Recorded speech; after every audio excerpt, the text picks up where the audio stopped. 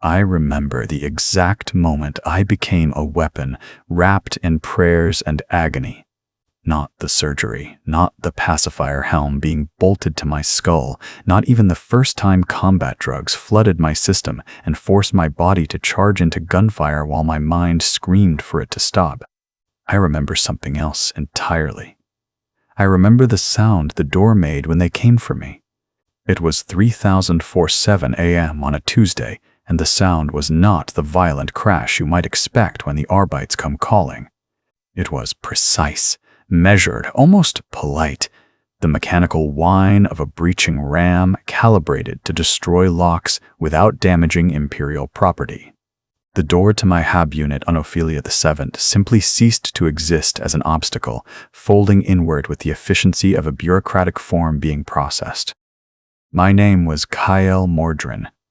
I worked for the Administratum as a records clerk, Level 7, Subsector Tithe, Assessments, Cathedral District, 3rd shift rotation. For 16 years, I had processed grain requisitions, manufacturum output reports, and population census data, with the methodical attention to detail that the Imperium required of its countless functionaries. I was unremarkable, which on a cardinal world like Ophelia VII meant I was invisible. Invisibility was safety, until it wasn't. The Arbites filled my small quarters with a silence more terrifying than violence. 3 of them, their carapace armor reflecting the dim glow of my cogitator screen, weapons held at ready positions that suggested they expected resistance. The lead officer's helm turned toward me with the mechanical precision of a weapon acquisition system locking onto a target. "Kyle Mordrin," he said, and his voice carried the flat authority of someone reading from an official document. "By order of the Holy Synod of the Cathedral of the Savior Emperor, you are hereby detained for investigation of ideological deviance pending formal ecclesiastical judgment." I should have remained silent. Every survival instinct I possessed screamed at me to simply comply, to bow my head and accept whatever was coming. But the human mind is remarkably stupid in moments of crisis. It reaches for explanation, for reason, for the possibility that some mistake has been made. "There must be some error," I said. "I haven't. Deviance was logged at 14,037 hours yesterday," the Arbite continued, as if I hadn't spoken. "During routine review of interdepartmental communications, you submitted a data query, questioning the efficiency of current tithe collection methodology in Sector 7 Gamma. The query suggested that alternative assessment protocols might reduce processing errors and increase overall compliance rates." My mouth went dry. I remembered the query. It had been 3 sentences, a minor procedural suggestion buried in the kind of technical documentation that thousands of functionaries submitted every day. I had identified a redundancy in the collection system, a place where 2 different offices were performing overlapping audits that slowed the entire process by approximately 2.3%. The suggestion had been mathematically correct, empirically sound. It would have saved the Imperium approximately 740 man-hours per standard year in my sector alone. It had also implied that the current system, blessed and ordained by the Ecclesiarchy's administrative councils, was imperfect. "I was trying to improve efficiency," I said, and heard the desperation creeping into my voice. "To serve the Emperor more effectively." "The system is perfect because it is ordained," the Arbite replied. "To suggest improvement is to suggest imperfection. To suggest imperfection is to question divine will. To question divine will is heresy." The logic was circular, absolute, and completely unassailable. I had lived my entire life under its weight without ever truly seeing it until this moment. The Imperium's machinery did not improve or evolve. It simply was, and any suggestion otherwise marked you as corrupt. They shackled me with maglocks that fastened around my wrists and ankles. the magnetic fields creating a constant pull that made every movement labored and uncomfortable. The walk through the cathedral district to the Arbite's precinct took 23 minutes. I counted every second, watching the familiar streets of my hab level transform into something alien and threatening. At this hour, most citizens were asleep or engaged in their assigned work rotations. Those few who saw us pass immediately averted their eyes. In the Imperium, witnessing an arrest created obligations. You might be called to testify, to provide statements, to become entangled in the vast machinery of ecclesiastical justice. Better to see nothing, know nothing, remember nothing. The precinct station smelled of incense and old fear. They processed me with the same bureaucratic efficiency I had once applied to grain requisitions. Identification scan, retinal pattern, genetic sample, fingerprints. My entire existence reduced to data points in a system that would determine whether I lived, died, or became something else entirely. The holding cell was 3 meters wide, 2 meters deep, just tall enough for me to stand upright if I didn't raise my arms. The walls were bare rockcrete, scarred with scratches where previous occupants had tried to mark time or leave messages. Most of the scratches were illegible, worn away by cleaning servitors, or simply too frantic and desperate to form coherent words. One message remained clear, carved deep enough to resist erasure. They call it redemption. I sat on the metal bench that served as the cell's only furniture and tried to understand what was happening. Somewhere in the vast bureaucracy of the Adeptus Terra, algorithms had flagged my query. Human overseers had reviewed it and marked it for investigation. Ecclesiastical authorities had been notified. A judgment had been rendered. All of this had occurred in less than 18 hours. The machinery of imperial justice, so often portrayed as slow and grinding, could move with terrifying speed when properly motivated. The trial, when it came, lasted 47 minutes from beginning to sentence. They brought me to a judgment chamber deep within the cathedral complex, a room whose walls were covered in prayers, inscribed in high Gothic and low alike. The ceiling rose into darkness, punctuated by candles that cast more shadow than light. The air was thick with incense that made my eyes water and my throat close. Confessor Matthias Kane presided, his robed bulk seated behind a pulpit carved from black marble in the shape of the Aquila. His face was hidden by the shadows of his hood, but his voice filled the chamber with the authority of someone who spoke with the Emperor's own certainty. "Kael Mordren," he intoned, "you stand accused of ideological deviance, specifically the sin of presumptuous improvement. How do you answer these charges?" There were 3 other prisoners in the chamber with me, each standing in their own circle of dim light. To my left, a woman in the robes of a sister hospitaller, her eyes red from crying. To my right, a man still wearing the torn remnants of an Imperial Guard uniform. Behind me, someone I couldn't see without breaking the strict protocol that forbade movement during judgment. "I sought only to serve," I said, and my voice sounded small in that vast space. "To improve the Emperor's works." "The Emperor's works are perfect," Confessor Kane replied. "They require no improvement. What they require is faith. Faith you have demonstrated to be lacking."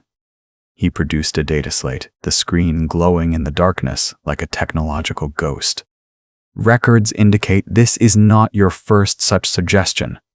Over the course of your 16-year tenure, you have submitted 73 procedural queries, 41 efficiency recommendations, and 12 formal proposals for systematic revision."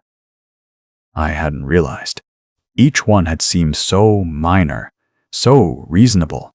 Small optimizations, tiny corrections to obvious errors. But accumulated over 16 years, they painted a picture of someone who saw the system as flawed, who believed it could be improved, who possessed the fundamental arrogance to think himself wiser than the collective wisdom of millennia. "The others," Kane continued, gesturing to my fellow accused, They too have demonstrated this presumption in various forms. Sister Miriam questioned the doctrinal interpretation of the Fade Imperialists regarding comfort for the dying. Guardsman Torvin showed mercy to an enemy who begged for the Emperor's peace rather than executing him as ordered. Administrator Vex discovered evidence of mutation in the bloodline of his supervisor's family and chose to conceal rather than report it. Different crimes, but fundamentally the same. Each of us had placed human judgment above sacred mandate. Each of us had committed the sin of compassion, efficiency, or mercy when rigid obedience was required. Under normal circumstances, Cain said, and his voice took on a tone that might have been compassion or might have been something darker. Such crimes would warrant execution. The quick mercy of the bolt round or the flamer. But our Holy Synod, in its infinite wisdom, has determined that certain heresies are born of weakness rather than corruption, that the soul, though flawed, might yet serve the Emperor if properly corrected. He leaned forward, and candlelight caught the lower half of his face, revealing lips that curved in what might have been a smile. You are hereby sentenced to redemption through service. You will be processed and converted into archoflagellants, sacred weapons of the ecclesiarchy. Your crimes will be scourged from your flesh. Your doubts will be burned from your mind. Your bodies will become instruments of the Emperor's wrath, and your suffering will be your path to salvation. Sister Miriam made a sound, something between a sob and a prayer. The guardsman stood rigid, his military training preventing any visible response. I felt my legs weaken, the maglocks the only thing keeping me upright. I had heard of archoflagellants. Everyone had. They were cautionary tales whispered in the lower levels of hives and cathedral districts alike. Criminals and heretics transformed into combat servitors, but worse than servitors. Servitors were lobotomized, their consciousness mercifully eliminated.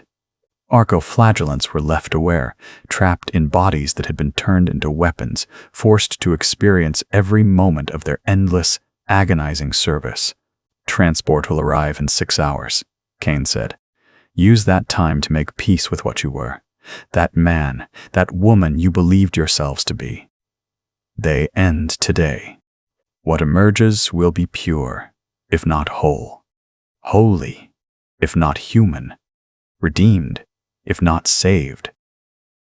He made the sign of the Aquila, and the guards moved forward to collect us. They put us in a shared detention block to wait for transport. It was larger than the individual cells, with 4 metal benches and a single barred window that looked out onto a cathedral courtyard. Through the bars, I could see servitors performing their endless, mindless tasks, sweeping stones that were already clean, polishing brass that already gleamed, their mechanical motions betraying no thought or feeling. Sister Miriam sat with her hands folded in prayer, lips moving silently through litanies that had probably brought her comfort once. Guardsman Torvin paced the perimeter of the cell, his military bearing intact despite the maglocks.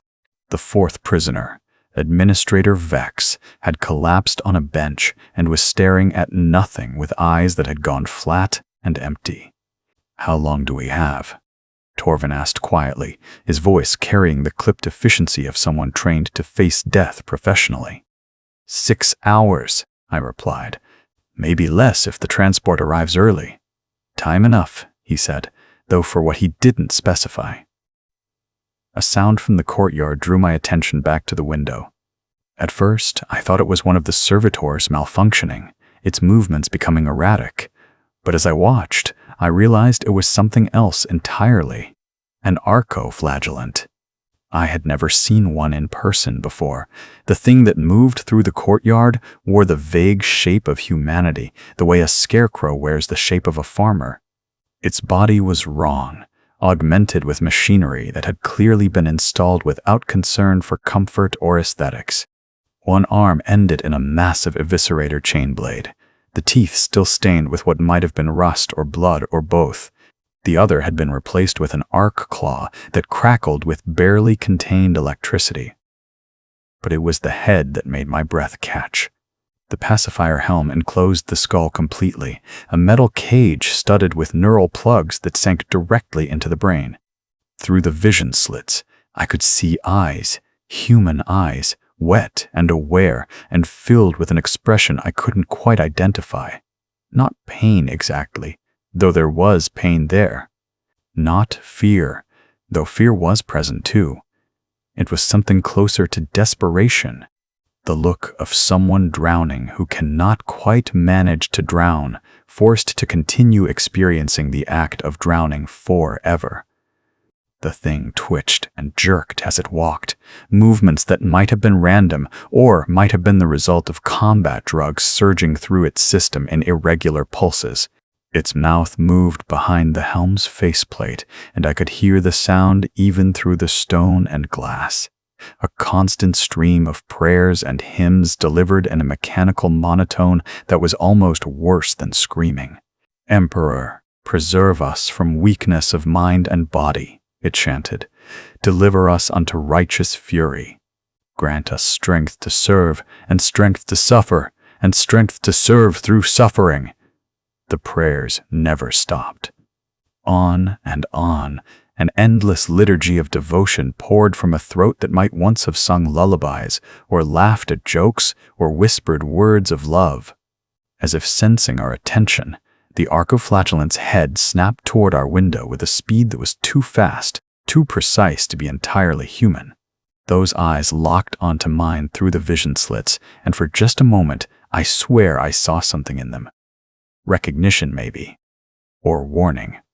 Or perhaps just the desperate plea of a drowning man who wants you to know that the water is rising and you're about to join him. Then it jerked away, combat drugs flooding its system, and it began to run, hurling itself against the courtyard wall again and again, the eviscerator chain blades screaming as it carved chunks from the stone. The prayers never stopped, even as it smashed itself into the unyielding rockcrete with force that should have broken bones. A tech priest emerged from a side door, carrying what looked like a control tablet. He pressed something on the screen, and the arcoflagellant immediately went rigid, every muscle locked in place. The prayers stuttered, but didn't stop, continuing even as its body stood frozen in whatever position it had been in when the restraint signal activated. The tech priest approached the thing, examining it with the clinical detachment of a mechanic checking a piece of malfunctioning equipment.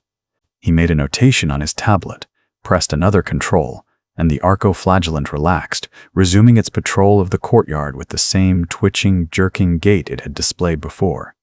Behind me, Administrator Vex had started laughing. It was a terrible sound, high and broken, the laughter of someone whose mind has decided that horror is actually hilarious once you really think about it. "That's us," he said, his voice cracking. "In 6 hours, that's what we become. That's redemption. That's mercy." Sister Miriam's prayers grew louder, more desperate, her hands clasped so tightly that her knuckles had gone white. Guardsman Torvin stopped pacing. His face had gone pale, but his voice remained steady. "I've seen men die in every way war can devise. Burned, shot, dismembered, crushed. I always thought the worst death was the one where you stayed conscious after the wound, where you had time to understand that you were dying." He turned from the window to look at each of us. "I was wrong. The worst death is the one where you don't get to die at all." The 6 hours passed with the cruel slowness of time that knows it's running out. We didn't speak much. What was there to say? We were 4 strangers bound together by the cosmic coincidence of having all committed our separate heresies in the same narrow window of ecclesiastical attention. After today, we would be transformed into something that was no longer quite we at all. The transport arrived exactly on schedule. 30:47 p.m., precisely 12 hours after my arrest. 12 hours from the sound of my door being breached to the moment I walked out of the detention block and into the armored vehicle that would carry us to the Cathedral of the Savior Emperor's redemption facilities. The journey took 41 minutes through the Cathedral District's sacred precincts. Through the narrow vision port, I caught glimpses of Ophelia VII's impossible architecture spires that pierced the clouds, statues of saints large enough to be visible from orbit, processional ways wide enough to march entire regiments abreast. It was beautiful in the way that things built at the cost of countless lives can be beautiful. Every stone had been placed by servitors who had once been people. Every golden ornament had been crafted by hands that had been attached to humans who had possessed names and dreams and futures. And deep beneath it all, in chambers that didn't appear on any public maps, other people were being transformed into the weapons and tools that maintained the Imperium's eternal, unchanging perfection. The transport descended, down past the public levels where pilgrims and petitioners gathered, down past the administrative sectors where the real work of faith was done. Tithes collected, heresies catalogued, judgments rendered. Down into depths where the air grew thick with incense and something else, something medical and terrible. When the doors finally opened, I stepped out into a corridor carved from ancient stone and lined with cell doors. Each door bore a small plaque with a designation number, no names. Names, I was beginning to understand, were a privilege of the human, and humanity was something we were about to lose. They separated us then. Sister Miriam was taken to the left, Guardsman Torvin to the right. Administrator Vex walked forward without being guided, his earlier hysteria replaced by a calm acceptance that might have been dignity or might have been the first stage of catatonic shock. My cell was number 47. The door sealed behind me with a sound like a tomb closing. Inside was a metal bunk, a waste receptacle, and nothing else. The walls were bare except for one thing, a prayer inscribed in high Gothic, the words inlaid in silver that caught the dim light. Through suffering comes service. Through service comes redemption. Through redemption comes glory. Glory to the Emperor who grants us purpose in pain. I sat on the metal bunk and tried to think of something, anything that might save me. Some appeal to authority, some procedural error that would invalidate my sentence, some mercy that might yet be shown. But there was nothing. The Imperium's mercy was transformation. Its redemption was enslavement. Its salvation was the destruction of everything I had been in service, of creating something that would never question, never suggest, never commit the sin of trying to make things better. In 6 days, the surgeries would begin. In 6 days, I would learn what it meant to be turned into a weapon wrapped in prayers and agony. For now, in this last moment of being Kael Mordrin, I did the only thing left to do. I remembered the color of the sky on the morning of my arrest. It had been gray, as it always was on Ophelia VII, cathedral smoke and industrial exhaust, combining into a perpetual overcast that blocked the sun. I had seen that gray sky for 16 years and never really noticed it. Never. Appreciated that it was still a sky, that somewhere above the pollution and the prayer and the endless machinery of faith, there existed a sun and stars and a galaxy vast beyond comprehension. I held that memory like a precious stone. The gray sky, the last thing I had seen while I was still human, it would have to be enough.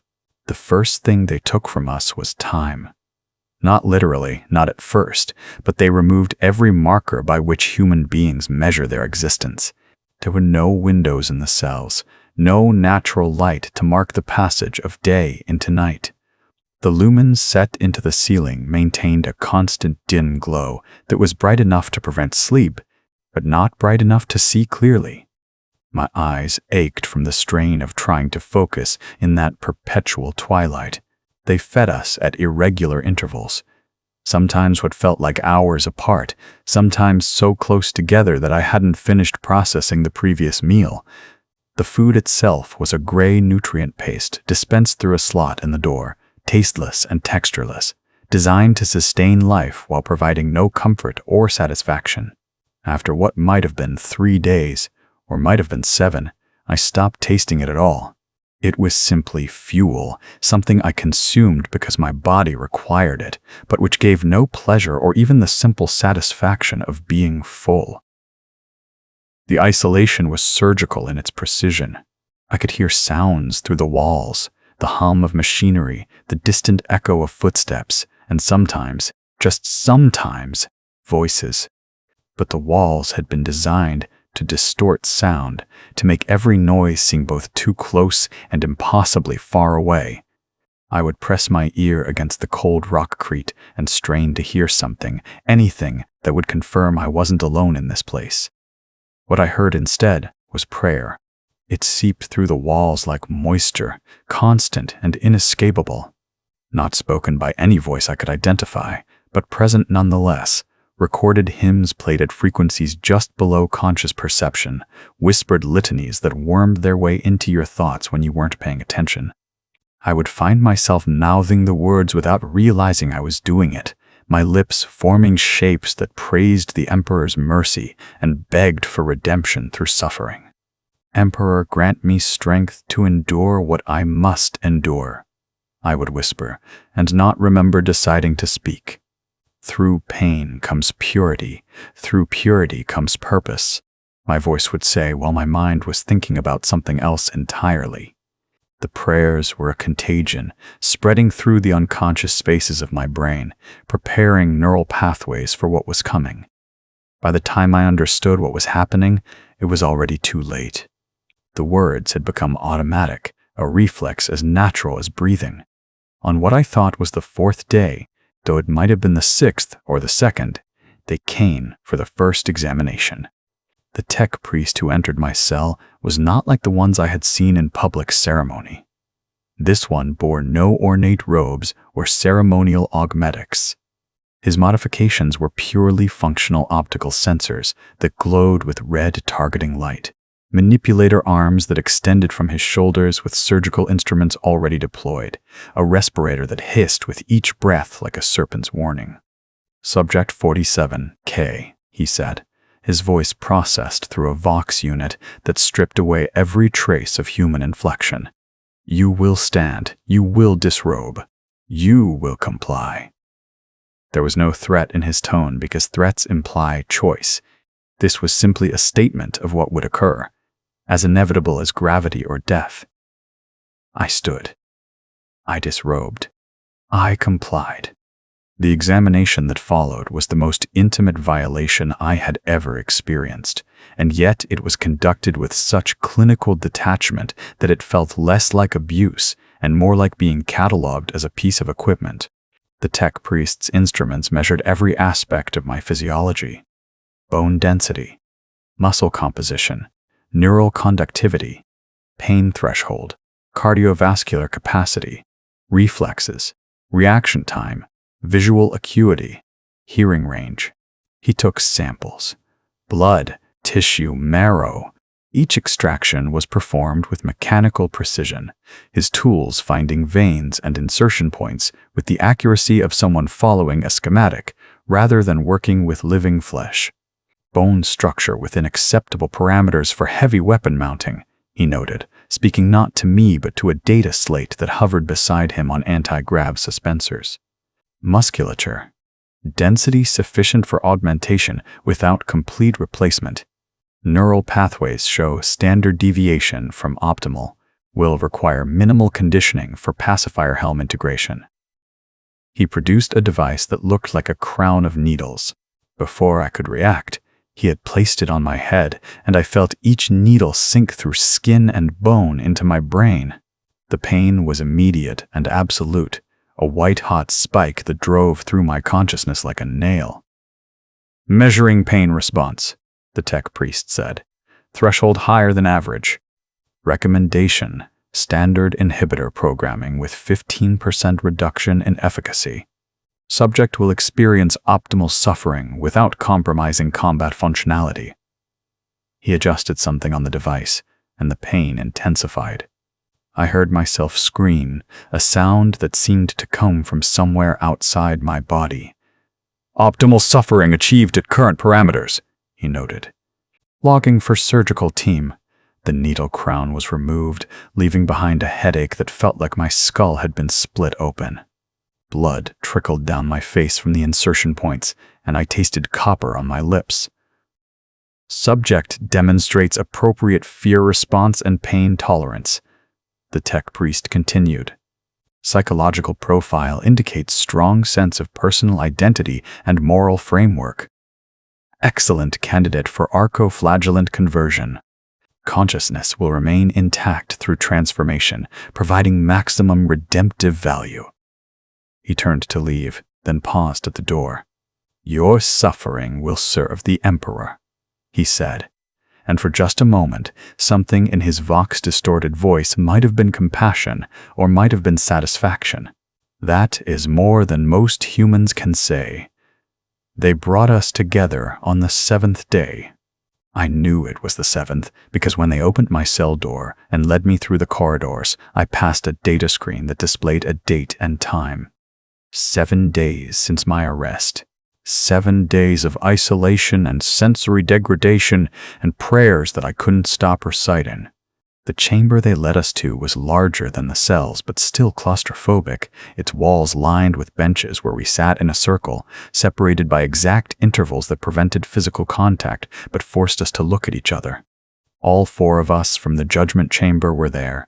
Sister Miriam, Guardsman Torvin, Administrator Vex, and myself. We had changed. 7 days of the facility's particular attentions had left their marks on each of us. Sister Miriam's face had gone hollow, her eyes sunken into dark circles that made her look decades older. Her hands trembled constantly, and I could see her lips moving in silent prayer. But there was something else in her expression now, something that hadn't been there in the detention block, a kind of desperate faith that had metastasized into something harder and sharper than devotion. Guardsman Torvin still held himself with military bearing, but it was a shell now, a habit his body maintained while his mind processed horrors it had no framework to contain. His eyes had gone flat, the look of a soldier who had seen too much combat and learned to shut down everything except basic function. Administrator Vex was perhaps the worst. The hysteria from the detention block had been replaced by an eerie calm, a placidity that suggested he had already left his body behind and was simply waiting for the flesh to catch up to where his mind had gone. A tech priest entered, not the one who had examined me, but another whose augmetics were more extensive. Half his face had been replaced with machinery, leaving only one human eye that moved independently of the optical sensor beside it. When he spoke, his mouth moved slightly out of sync with his vox-enhanced voice, creating an unsettling doubling effect. You are here, he said, to understand what you will become. The Ministorum believes that redemption requires comprehension. You must know what service you will provide, what suffering you will endure, what purpose your pain will serve. He activated a holoprojector, and the center of the chamber filled with a 3-dimensional schematic of an arcoflagellant. The image rotated slowly, showing every detail of the transformation in clinical precision. The arcoflagellant is a weapon of faith, the tech priest explained. Unlike servitors, who are lobotomized and reduced to simple function, you will retain full consciousness. This is essential. Redemption cannot occur in oblivion. You must experience your service, must feel every moment of your transformation from heretic to holy instrument. The schematic zoomed in on the head, showing the pacifier helm in cross-section. I felt my stomach turn as I saw what it would do. The pacifier helm is both prison and blessing, he continued. Neural inhibitors will prevent voluntary motor control. Your body will move only in accordance with combat protocols and liturgical programming. You will charge when commanded, fight until destroyed, pray without cessation. But you will remain aware throughout. You will know what you are doing. You will feel what is being done to you." Sister Miriam made a sound like a wounded animal. "The pain inhibitors," the tech priest said, and his human eye seemed to focus on each of us in turn, "are calibrated to malfunction. Not completely. You will retain enough pain suppression to continue fighting through wounds that would incapacitate an unmodified human. But you will feel them. Every lash burn, every blade cut, every broken bone. Pain is the crucible of redemption. Through agony, you will be purified." The schematic showed the combat modifications next. Arms replaced with chain blades and arc claws, neural ports for direct drug injection, reinforced bones, and enhanced musculature. The human form was visible beneath all the augmentation, like a ghost haunting its own corpse. "Combat drugs will be administered directly to your brain stem," he explained.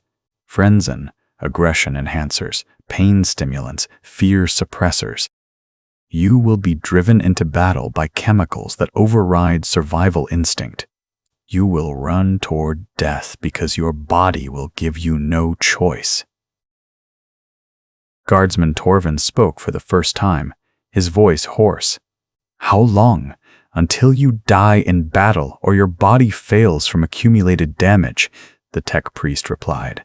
"Arcoflagellants typically survive 18 to 36 months of active service.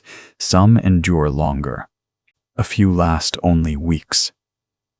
Duration is unpredictable and largely irrelevant. Your service ends when the Emperor wills it." "And if we refuse?"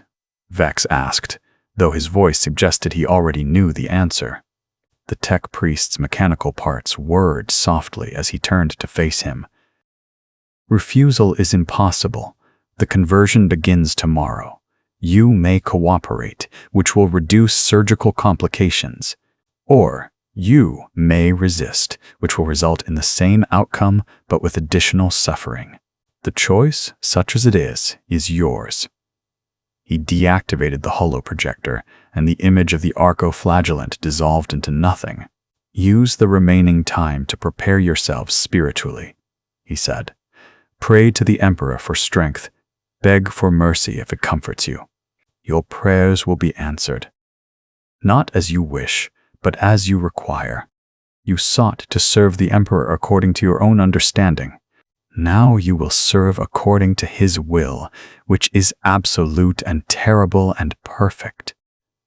He left us there. 4 condemned heretics sitting in silence, each alone with the knowledge of what tomorrow would bring. It was Sister Miriam who broke the silence. "I should have died," she said, her voice barely above a whisper. "When they sentenced us, I prayed for execution. I begged the Emperor to let me die cleanly, to spare me this." "We all did," Torvin replied. His military efficiency had cracked, revealing the terrified man beneath. "I've faced death. I've made peace with mortality. But this is something else." "It's damnation," Vex said, and laughed softly. "They call it redemption, but it's damnation disguised with prayers and purpose." I had been quiet, trying to process what the tech priest had shown us, trying to find some framework that would let me accept what was coming. But there was no framework, no philosophy that could contain this particular horror. "My crime," I said, speaking more to myself than to them, was suggesting that a process could be improved. That's all. I spent 16 years serving loyally, and one suggestion was enough to mark me for this. "Mine was mercy," Torvin said. "A traitor guardsman, gut-shot and dying. He asked for the Emperor's peace. I gave it to him. A quick shot instead of letting him suffer. That single moment of compassion, and now..." I questioned whether dying children needed to hear about eternal damnation in their final moments. Sister Miriam said. I suggested that perhaps the Emperor's love might be emphasized over his wrath when speaking to those too young to understand theology. The confessor said I was promoting weakness. Vex was silent for a long time before speaking. My supervisor's daughter was born with an extra digit on her left hand. A minor mutation, probably harmless. But the law requires reporting. I knew what would happen to his whole family purgation, probably execution, so I altered the medical records. I told myself I was being merciful.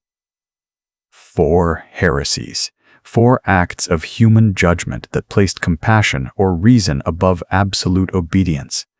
4 death sentences commuted to something worse than death. Do you think, Sister Miriam asked, and her voice carried a desperate hope that broke my heart, that this truly is redemption? That our suffering will actually purify our souls? That the Emperor will accept our service despite our sins?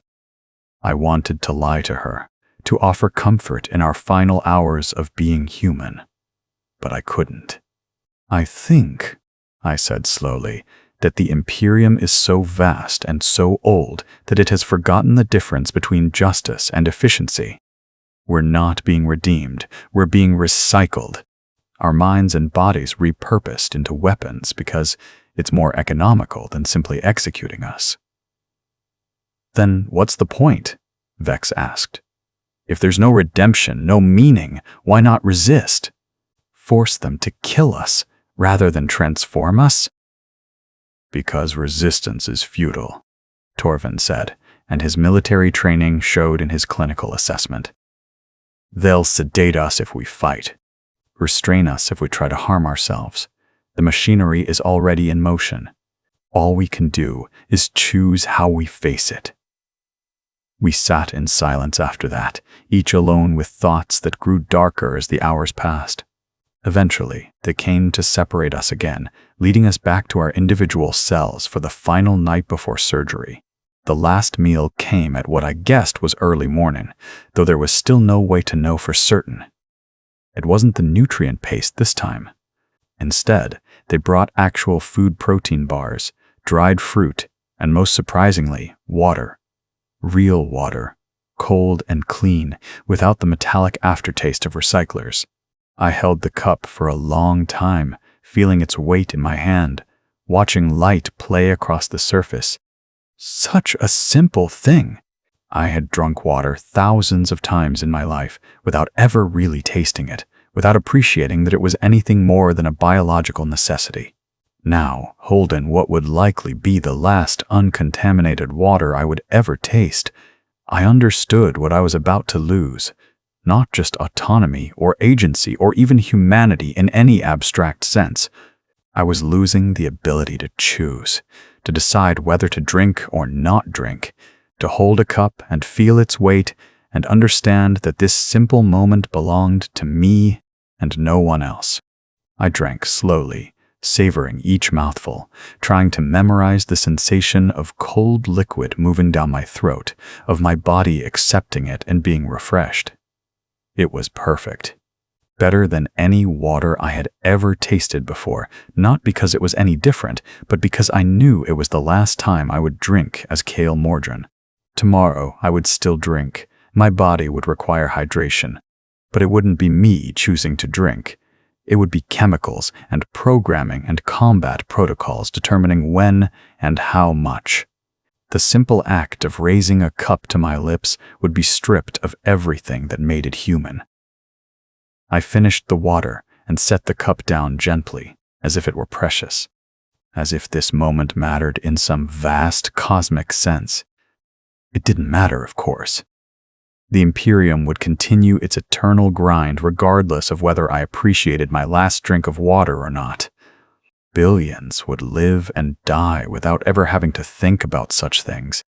I was nothing, insignificant, a single data point in calculations so vast they made individual human experience meaningless. But for just this moment, in this cell, with the taste of clean water still on my tongue, I was me.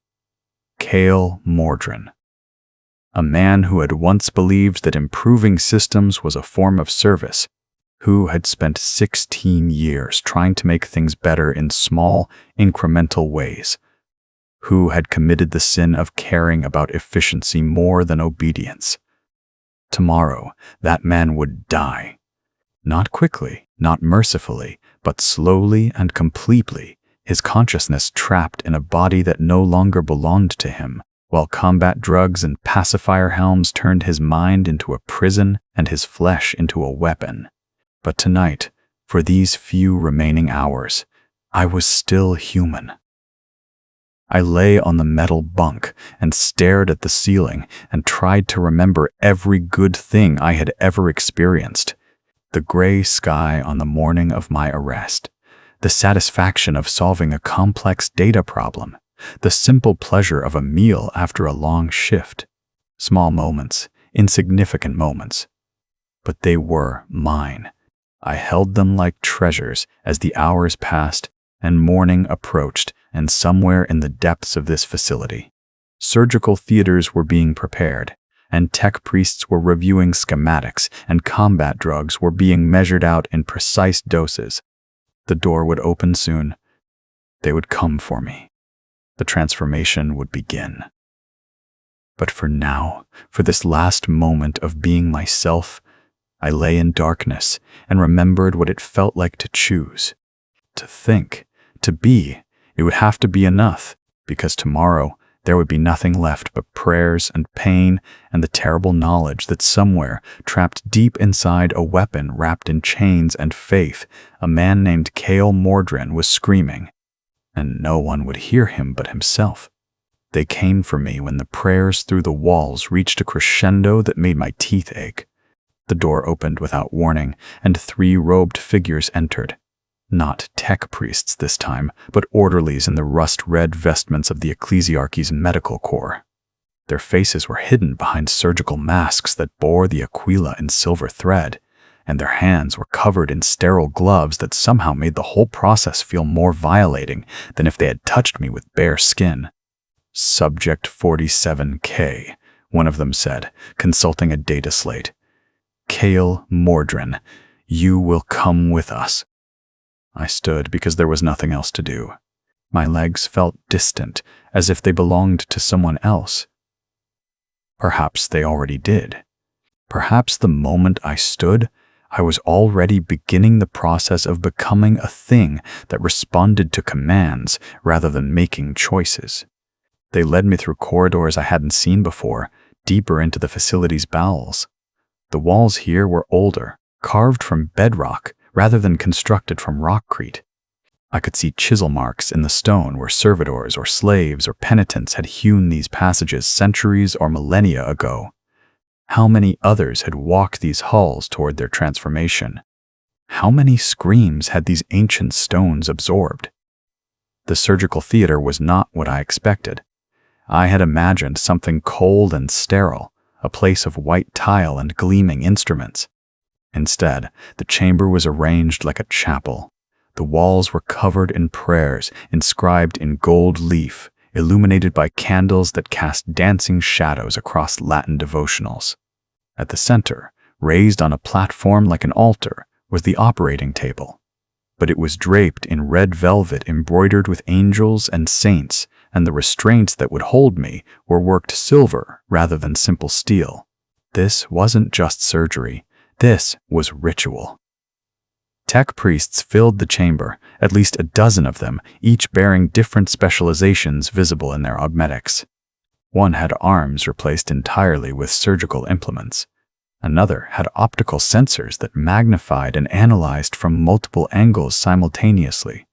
A third bore what looked like a crown of neural interface ports, cables trailing from his skull to cogitators that lined the walls. And standing at the head of the table, waiting with the patience of someone who had performed this rite 1,000 times before, was a figure whose augmentation was so extensive that calling him human seemed generous. Magos biologist Kane, according to the nameplate welded to his chest, bore a body that was more machine than flesh. His torso was a cylinder of blessed steel, His limbs were precision instruments. Only his head remained recognizably human.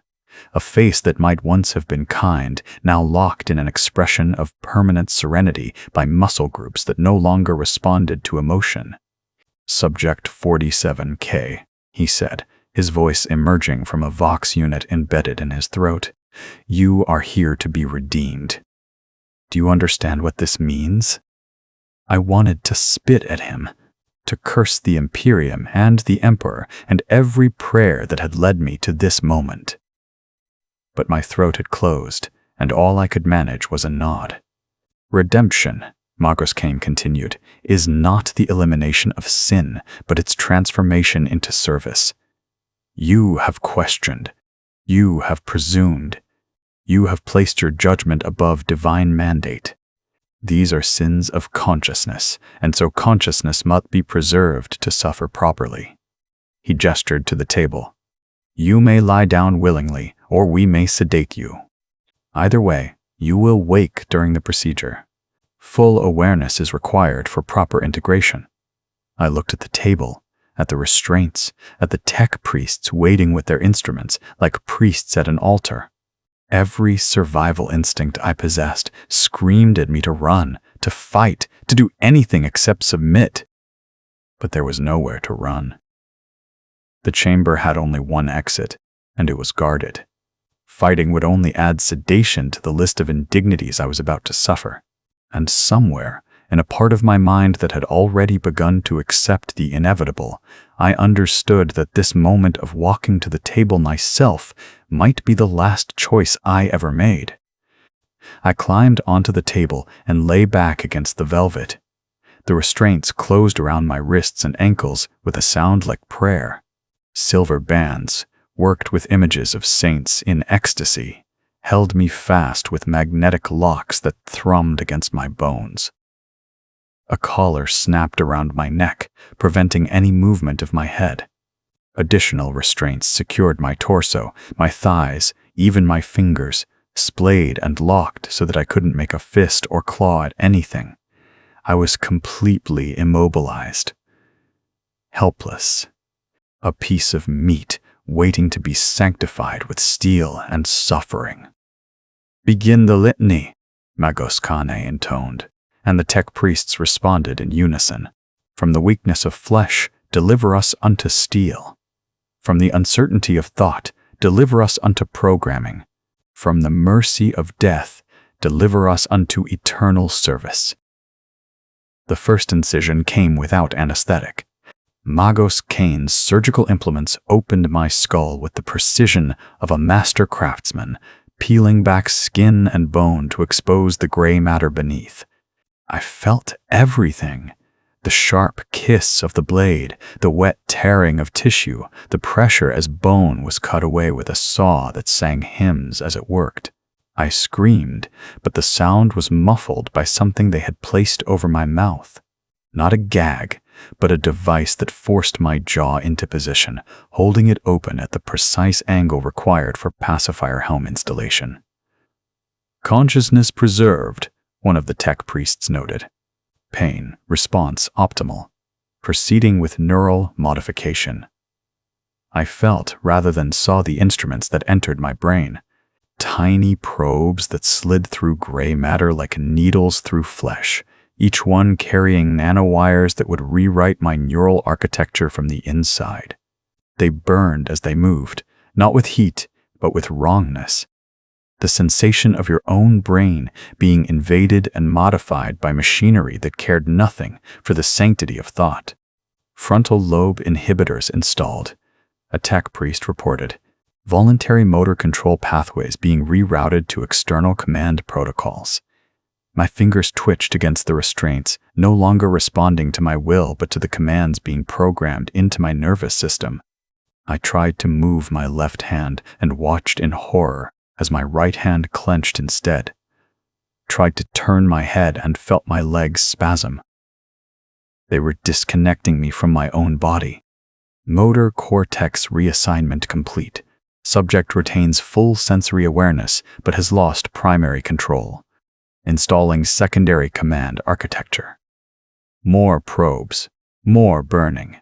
My vision filled with after-images of circuitry, diagrams overlaying reality as my visual cortex was modified to accept tactical data. I could see my own heartbeat displayed in the corner of my vision, numbered and graphed. Could see threat assessment matrices and targeting reticules and ammunition counters for weapons I didn't yet possess. Limbic system modification beginning, Magos Kane said. This is the delicate phase. We must suppress resistance while maintaining fear, eliminate choice while preserving awareness. The subject must know he is enslaved, but be unable to fight the slavery. The next probe felt different. It didn't burn. It invaded, spreading through my brain like ice water through veins. I felt my ability to resist simply switch off, like a light being extinguished. I wanted to struggle, wanted to fight, wanted to scream and rage against what was being done to me. But I couldn't want it strongly enough to act. The desire was there, but distant, like watching someone else's emotions through thick glass. I could observe my own horror, but not quite feel it enough to do anything about it.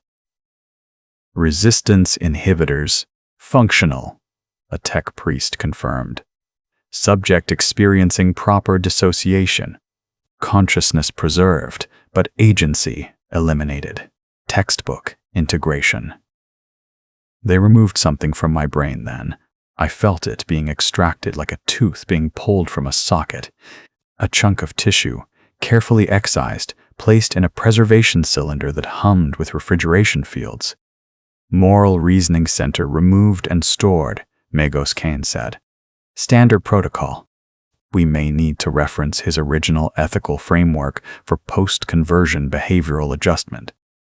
They had taken the part of me that could judge right from wrong and put it in a jar. The realization should have been devastating.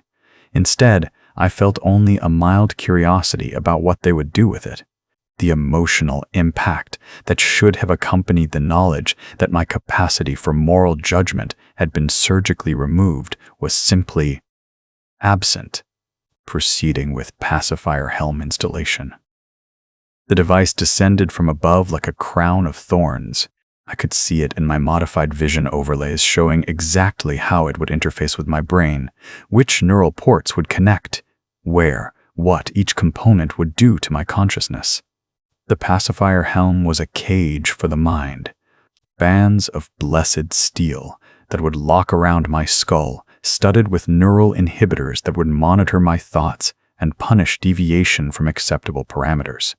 At the back, a primary control unit that would receive commands from ECCLESIARCHY handlers and translate them directly into my nervous system. At the front, a faceplate with vision slits and a Vox grill that would force my mouth to pray even when, especially when, I wanted to scream. It settled onto my head like a lover's caress, and then it bit.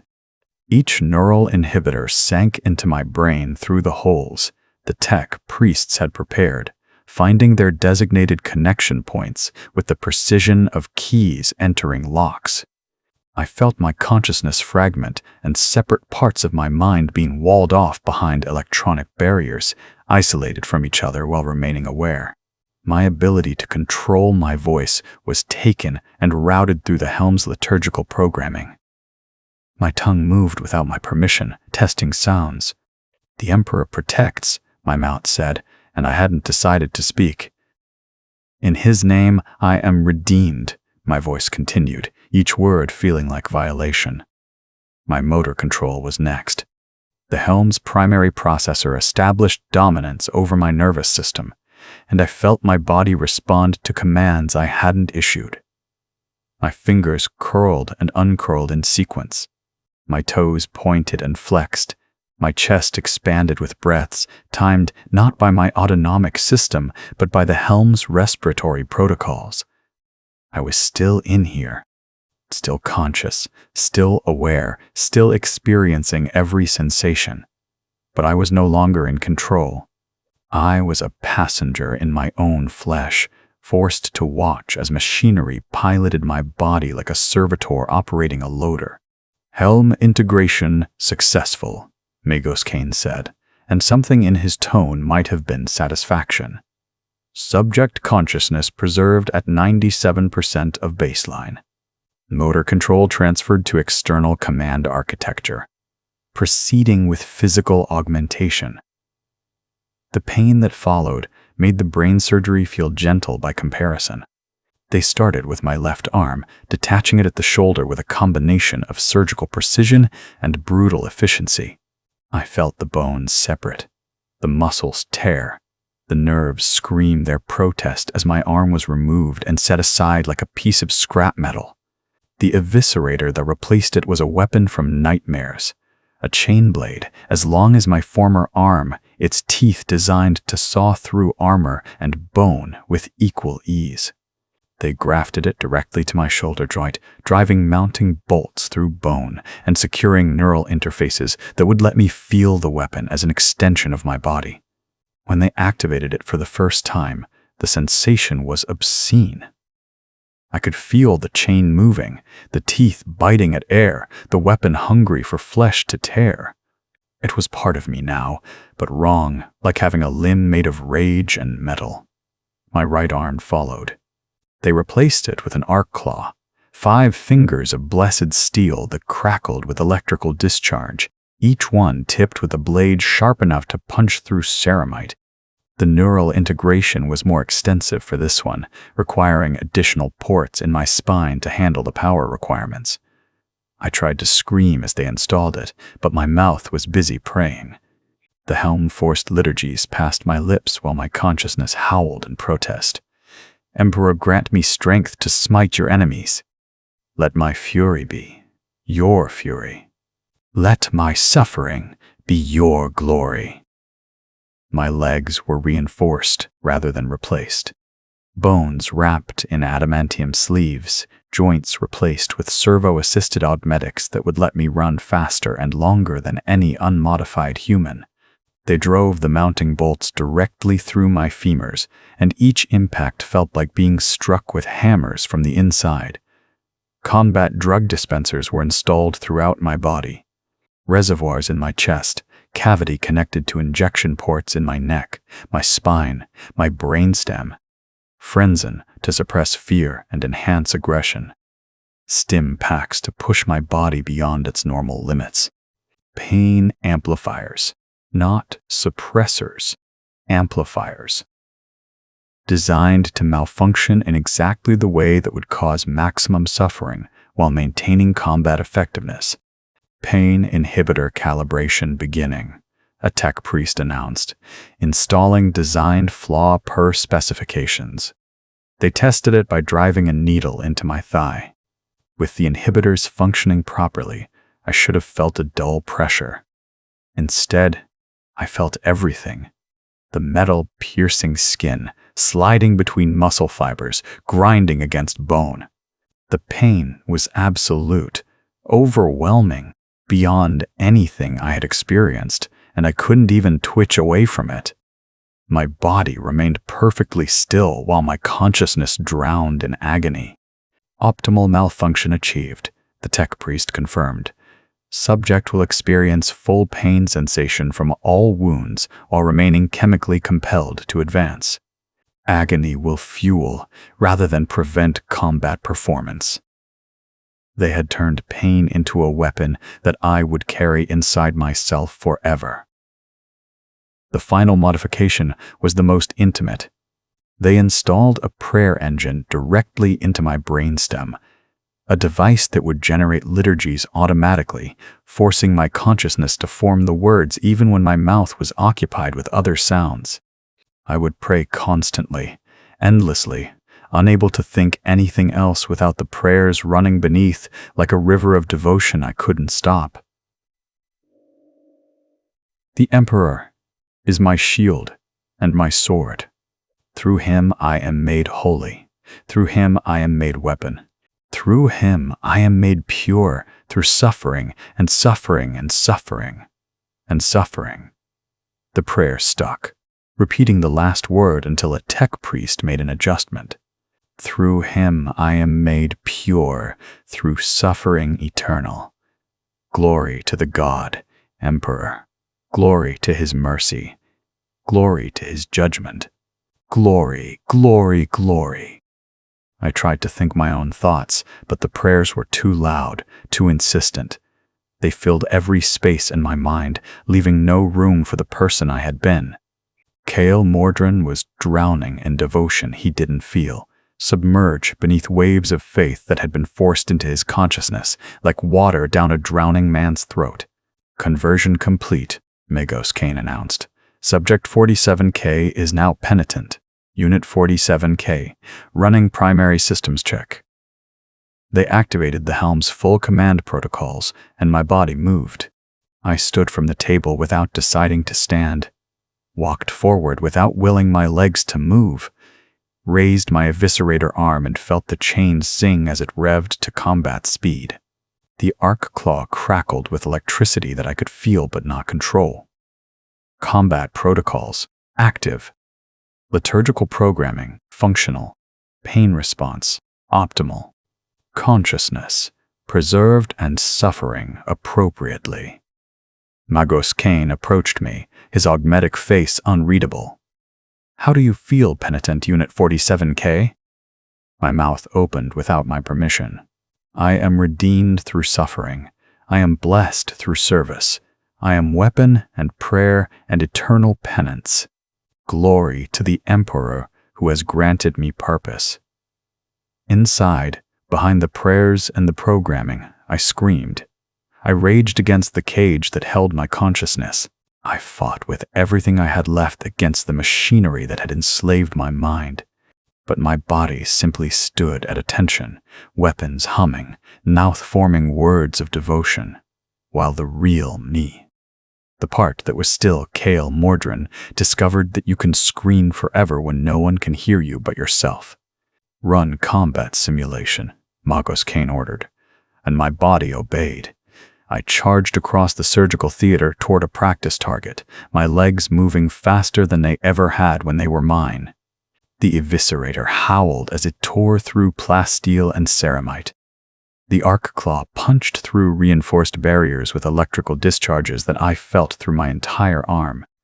And through it all, I prayed. Emperor, grant me fury. Emperor, grant me rage. Emperor, make me your weapon. Emperor, let me die in your service. Emperor, Emperor, Emperor. I wanted to stop, wanted to stand still, wanted to drop the weapons and weep for what I had become. Instead, I destroyed everything in reach, while singing hymns of devotion and experiencing every impact, every recoil, every moment of violence, as if my pain receptors had been set to maximum sensitivity, which they had, by design, forever. Performance exceeds expectations, Magos Kane said. Penitent Unit 47, K is combat ready. Transfer to holding pens for deployment processing. They led me away, and I followed because I had no choice. My legs walked where they were directed, my weapons hummed at ready positions. My mouth continued its litany of prayers. The Emperor protects through my suffering. The Emperor judges through my pain. The Emperor redeems through my eternal service.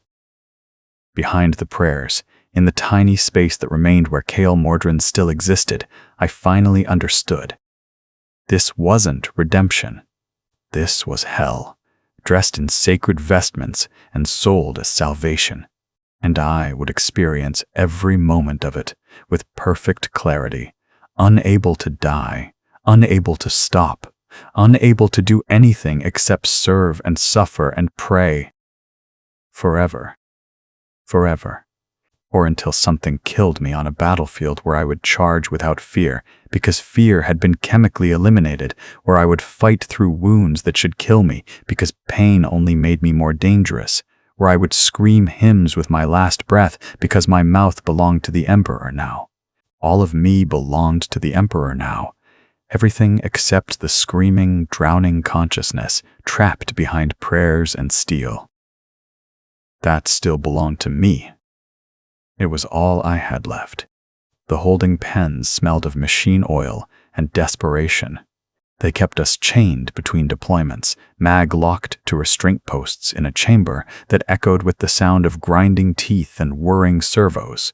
There were dozens of us, arcoflagellants in various states of damage and repair, our bodies twitching with residual combat drugs, our mouths moving in constant prayer whether we willed it or not. I recognized the others from my group immediately, though recognition was a generous term for what my modified consciousness could process. My targeting overlays identified them by designation rather than name: Penitent Unit 47, M, Penitent Unit 47, T, Penitent Unit 47, V, Sister Miriam, Guardsman Torvin, Administrator Vex.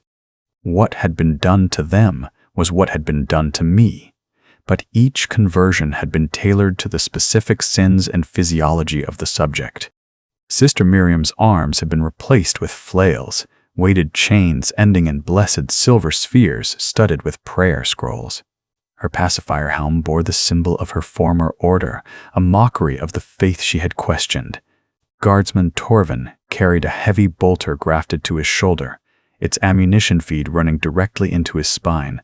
Administrator Vex had been given arc claws like mine, but his were smaller, faster, designed for precision strikes rather than overwhelming force.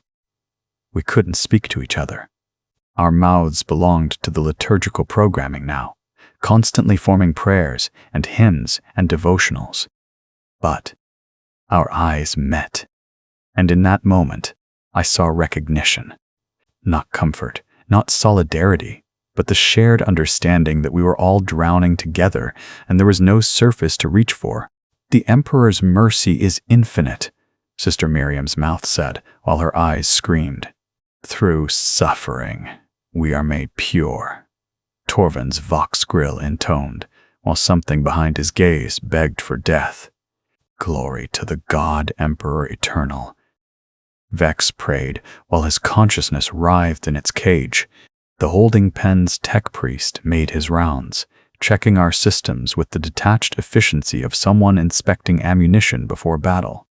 He noted our drug levels, tested our weapon systems, confirmed that our pain inhibitors were malfunctioning within acceptable parameters.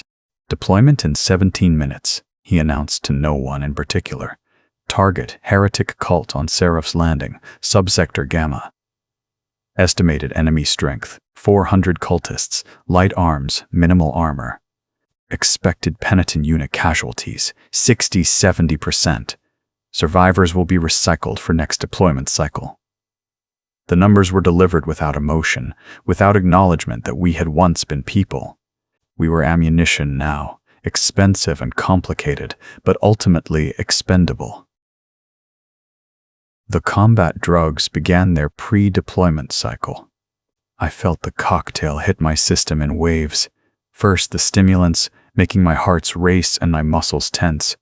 Then the aggression enhancers, flooding my consciousness with artificial rage that had no target yet but demanded violence. Finally, the frenzen, stripping away the last vestiges of fear or self-preservation. My body strained against the maglocks, eager to kill something, anything. The eviscerator on my left arm revved without my command, its teeth screaming for flesh. The arc claw crackled with discharge that made my nerves sing with anticipation. Inside, behind the chemical fury, Cale Mordrin watched in horror as his body prepared to murder. They loaded us into a penitent engine transport like cargo. The vehicle was a mobile chapel, its interior lined with prayer, scrolls, and purity seals, its restraint harnesses designed to look like stations of worship. We were chained facing each other, forced to watch our fellow condemned as we hurtled toward battle. The confessor who accompanied us was a massive figure in power armor, his face hidden behind a death mask that bore the Emperor's judging gaze. He carried an eviscerator of his own, larger than any of ours, and his presence filled the transport with the weight of absolute authority. You are the Emperor's wrath made manifest, he bellowed over the transport's engines. You are the redemption of the fallen through holy violence. When you are released, you will charge without hesitation. You will kill without mercy. You will pray without cessation. This is your penance. This is your salvation. This is your glory. My mouth responded automatically, joining the chorus of voices that filled the transport. We are his wrath. We are his judgment. We are his weapons blessed with suffering. The transport shuddered as it entered the combat zone.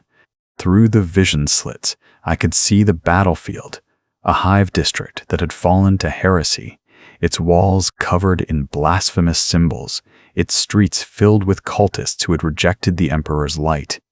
Part of me, the part that was still Kael Mordrin, recognized the tragedy. These were people, probably driven to heresy by the same grinding oppression that had marked me as deviant. They had made different choices, chosen different heresies, but ultimately they were victims of the same system that had transformed me into a weapon.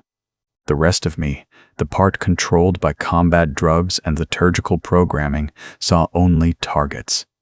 Enemy combatants to be eliminated. Heretics whose deaths would glorify the Emperor and ease my suffering through service. The transport's rear ramp dropped, and we were released. The moment the maglocks disengaged, my body exploded into motion. I didn't decide to charge. I didn't choose to run toward the enemy positions at speeds that would have shattered my original legs. The combat protocols took control, and I became a passenger watching my own body commit murder. The first cultist I reached died before he could raise his autogun. My eviscerator took him in the chest, chain teeth ripping through flesh and bone with a sound like wet thunder. Blood sprayed across my face, hot and sticky, and I felt every droplet with enhanced sensory acuity. My mouth was praying. Emperor, grant me fury to smite the heretic. Emperor, make my blade your judgment. Emperor, let their deaths be my redemption. The cultists opened fire, and I felt every shot that hit me. A last round burned through my shoulder. The pain was immediate and absolute, like being branded with white-hot iron. My pain inhibitors should have dulled it to a manageable ache. Instead, I experienced the full intensity of flesh being vaporized, nerves being destroyed, bone being scorched. And my body didn't even slow down. The combat drugs overrode pain, turning agony into fuel. Each wound made me faster, more aggressive, more desperate to kill. I tore through the cultist line like a chain blade through flesh, which was appropriate because that's exactly what I was. To my right, Sister Miriam's flail sang as they carved through heretics. I watched her take a shotgun blast to the chest, saw the pellets tear through her torso, exposing metal and meat and machinery underneath. She stumbled, and for just a moment I saw her consciousness surface behind her eyes, experiencing the wound with clarity that should have been merciful extinction. But her body recovered, drug-flooded systems forcing her upright, and she charged forward, still swinging, still praying. Through pain I am made holy, through wounds I am blessed. Through dying, I serve eternal. Guardsman Torvin's heavy bolter roared, each shot a hymn of destruction. He advanced, with the measured precision of his military training, modified by the combat drugs, into something more aggressive, more reckless. I saw him take fire from multiple directions, autogun rounds stitching across his legs, a stubber taking him in the side. Each wound registered in his enhanced consciousness. I knew because I saw him flinch, saw the micro-expression of agony cross his face before the liturgical programming forced it back into worship. The Emperor protects through my suffering. The Emperor judges through my pain. His legs collapsed. Too much damage to the servos, muscles shredded by sustained fire. He went down hard, hitting the rockcrete with impact that I felt in my own modified nervous system through some phantom empathy. But he didn't stop fighting. His heavy bolter continued firing from the ground, cutting down cultists who tried to advance on his position. His mouth continued praying, words forced past lips that were probably trying to scream. I watched him fight for 7 minutes after his legs failed. 7 minutes that were an eternity when every second brought new wounds and the pain inhibitors were designed to make you feel all of them.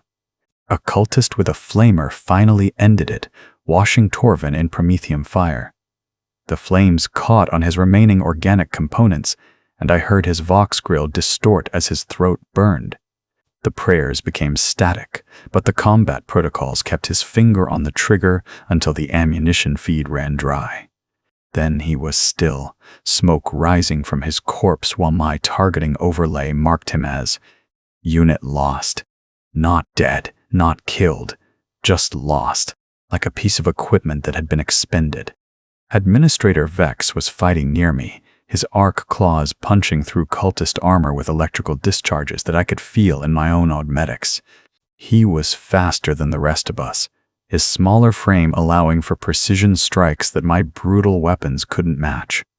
I saw him take a grenade, watched it arc through the air in slow motion that my enhanced processing provided. He saw it too, his targeting overlays tracking its trajectory, calculating impact point and blast radius. He tried to move, but the combat protocols had him locked in engagement with 3 cultists. His body couldn't disengage, couldn't prioritize survival over murder. The grenade landed at his feet. The explosion tore through his lower body, shredding his legs and launching him backward into a rubble pile. But worse than the physical damage was what happened to his pacifier helm. The blast had damaged it, not destroyed it, that would have been mercy, but cracked it, disrupted its control systems. Through the damaged helm, I heard something I hadn't heard since the surgeries. A human scream.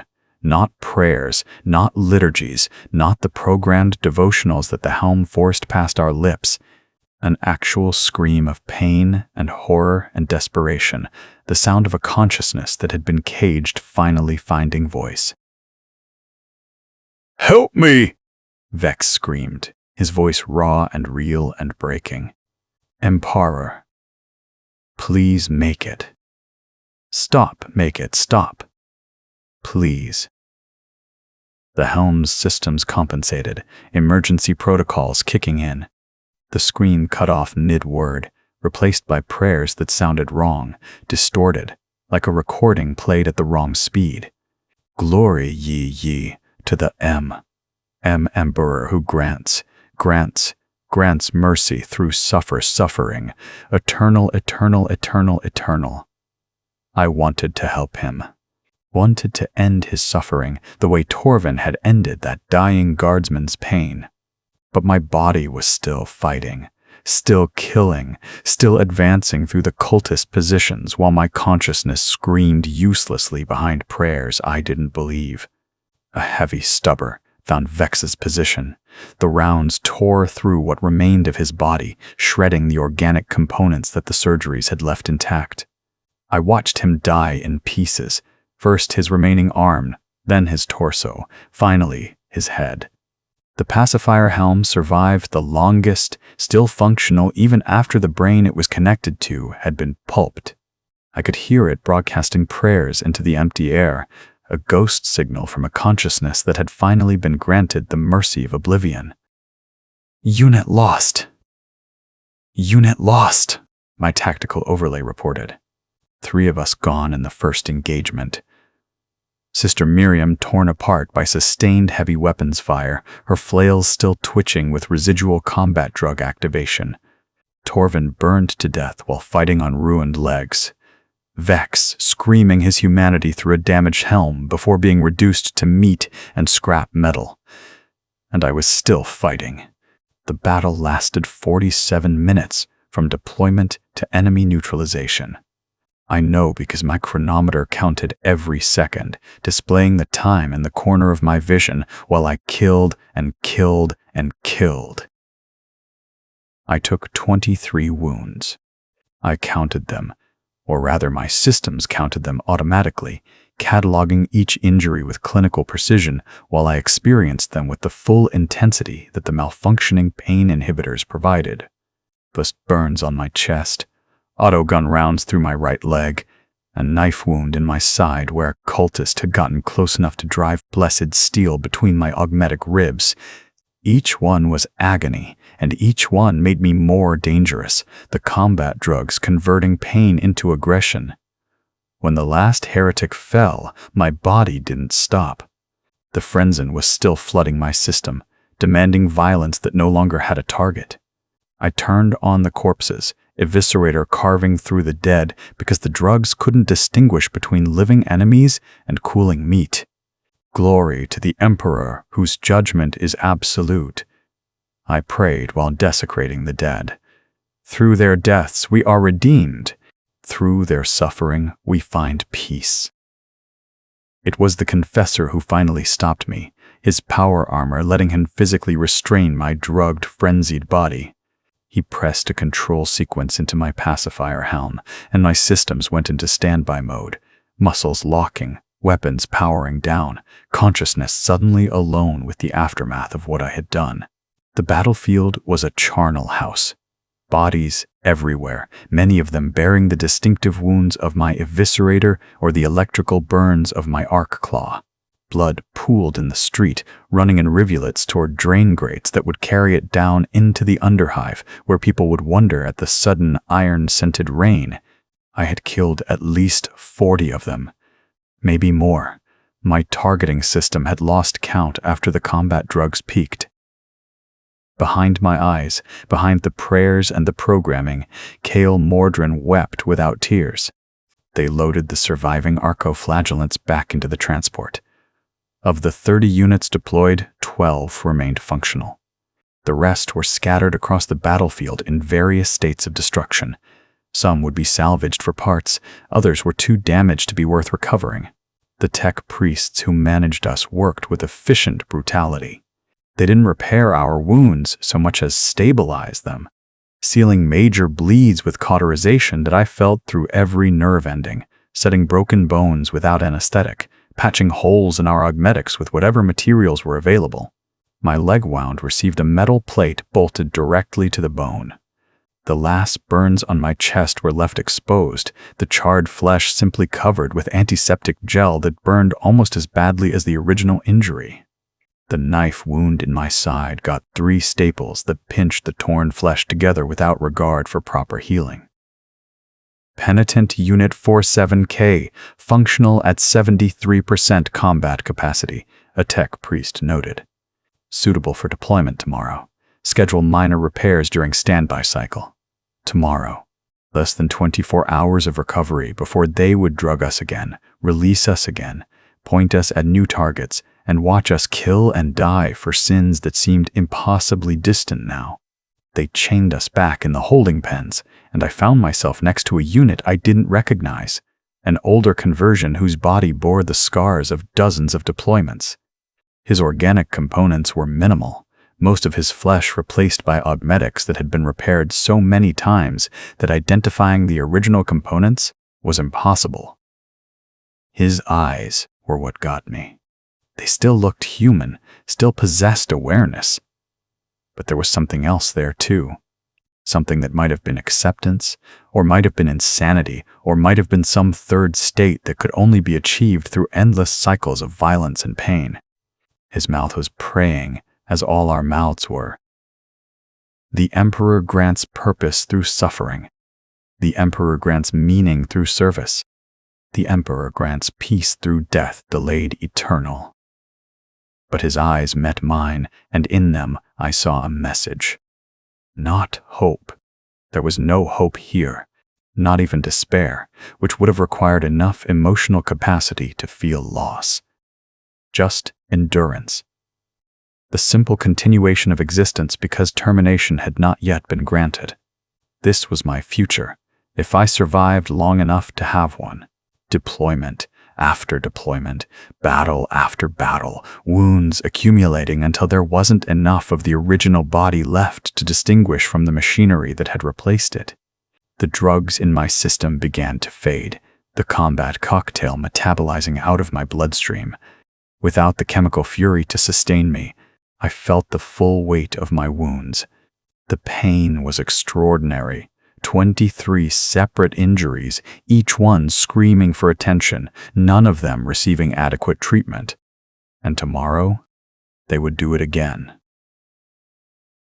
And the day after that, and the day after that, until something finally killed me, or my body failed completely, or the Emperor granted the mercy of malfunction that would let me die. My mouth was still praying. Through suffering we serve. Through service we are redeemed. Through redemption we find glory. Glory to the Emperor, eternal, eternal, eternal. Behind the prayers, Kael Mordrin understood that he had not died on that battlefield. Death would have been mercy. This was something worse. Eternal life, trapped in a body that was no longer his, forced to commit violence he didn't choose, experiencing pain that had been deliberately designed to never be enough to grant unconsciousness, all while praying to a god he no longer believed in with words he couldn't stop saying. This was redemption in the Imperium's infinite mercy. This was salvation in the Emperor's eternal service. This was hell, and I was already in it. And somewhere in the holding pen's darkness, Sister Miriam's remains were being processed for salvage. Torvin's corpse was being stripped of useful augmetics, and Vex's damaged pacifier helm was being refurbished for the next heretic who needed redemption through suffering. The machinery continued. Forever. Time stopped meaning anything after the third deployment. Or maybe it was the 30th. The chronometer in my vision still counted seconds and minutes and hours, but the numbers had become abstract, disconnected from any human understanding of duration. I knew that days were passing because they moved us through cycles: combat, recovery, maintenance, combat.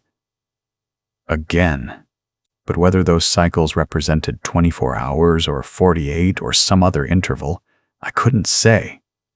The holding pen had no windows. The combat zones were always under different skies or no sky at all. The drugs made hours feel like minutes, and minutes feel like centuries. I tried to count deployments, tried to mark each battle as a discrete event that I could catalog and remember. But they blurred together into a continuous stream of violence, punctuated by brief periods of chained stillness. There was the Hive Rebellion on Tertius Prime, where we charged through corridors choked with toxic gas, our augmetic lungs filtering poison while our organic tissues burned. I took 7 wounds there. Or was it 9? The memory felt uncertain, like trying to recall a dream upon waking. There was the Daemon incursion on Sanctus VII, where we fought things that shouldn't exist, our pacifier helms screaming prayers that somehow held back warp corruption, while our bodies were torn apart by claws that defied physics. My eviscerator had carved through flesh that reformed and separated and screamed with voices that weren't quite sound. That battle had lasted how long? The chronometer said 73 minutes, but my consciousness had experienced something closer to years. There was the Traitor Guard Regiment on Abelard Station, where we killed men and women who looked like us, who screamed please in Gothic we could understand but couldn't respond to. I remember? No, my targeting system remembers, eliminating 67 combatants. I remember none of their faces, just the number. Just the catalog of kills that my systems dutifully recorded. How many battles? 20? 50? The number existed somewhere in my augmetic memory banks, but I couldn't access it without a tech priest's interface codes. My consciousness was allowed to experience the violence, but not to keep accurate count of how much violence had been experienced. It was better that way. Probably. Knowing exactly how many people I had killed would have required retaining some framework for moral judgment. And that part of my brain was in a jar somewhere, archived for potential future reference. The memories went next, not all at once, but in pieces, like a data slate, slowly corrupting. I tried to hold on to Kael Mordrin, tried to remember the man I had been before the surgeries. His life seemed important, evidence that I had once been human, once possessed agency and choice, and the capacity for thought that wasn't constantly drowned out by hymns. I remembered working for the administratum. The specifics faded. What sector, what office, what exact duties I had performed, but I retained the general shape of it. Long hours reviewing data, the satisfaction of finding errors in complex systems, the quiet pride of doing work well, even if no one noticed. But when had that been? How old was I when they arrested me? The dates were there, stored in my augmetic systems. I was 34 standard years at time of conversion. But the number felt meaningless. That person, that 34-year-old records clerk, might as well have been someone else entirely. I tried to remember my crime. This felt crucial, essential. If I could hold on to why this had happened, I could maintain some sense that there had been a reason, however unjust. A query about tithe collection efficiency. 3 sentences that had marked me as deviant. But the details slipped away. Had it been about tithes, or had it been questioning some other aspect of imperial administration? The shape of the heresy remained. I had suggested improvement where improvement was not permitted. But the specifics dissolved like morning fog under a harsh sun. My name was the last thing I clung to with desperation. Kael Mordrin. My name was Kael Mordrin. I repeated it during the brief moments between combat drugs when my consciousness surfaced enough to think thoughts that weren't liturgical programming. My name was Kael Mordrin, and I had been human once, and I still existed somewhere behind these prayers and this pain. But even that began to feel uncertain. The pacifier Helm called me Penitent, Unit 47K. The tech priests called me by designation. The other arco-flagellants didn't call me anything because we couldn't speak except through prayers. After enough time hearing only the designation, the name Kael Mordrin started to sound wrong, like something I had misremembered or invented. Had there ever been a Kael Mordrin? Or had there only ever been Penitent Unit 47K, created to serve and suffer and sanctify violence through liturgical devotion? The uncertainty was worse than forgetting. If I had simply lost the memories, I could have accepted that some damage had been done that couldn't be repaired. But this slow erosion of certainty about my own past, this growing suspicion that the person I remembered being might be a fiction I had constructed to cope with what I had become. That was a torture, more refined than any wound on the battlefield. The prayers were the constant, the one thing that never changed or faded or became uncertain. The Emperor protects through suffering. The Emperor judges through pain. The Emperor redeems through service eternal. They filled every moment. When I was fighting, they poured from my vox grill in perfect liturgical cadence. When I was chained in the holding pens, they continued at lower volume, an endless murmur that I couldn't stop or even pause. And worst of all, they had begun playing inside my head. The prayer engine installed in my brainstem generated liturgies automatically, creating new variations on sacred themes without my input or consent. I would find myself thinking in prayers, my consciousness forming words of devotion even when my mouth was occupied with something else. Emperor, grant me strength to endure what I must endure. The thought would surface unbidden while I was being repaired after battle. Through wounds I am made holy. The prayer would echo in my mind while I watched another arco-flagellant being torn apart by enemy fire. Let my agony be my offering. The words would form while I experienced the designed malfunction of my pain inhibitors, feeling every nerve-ending scream.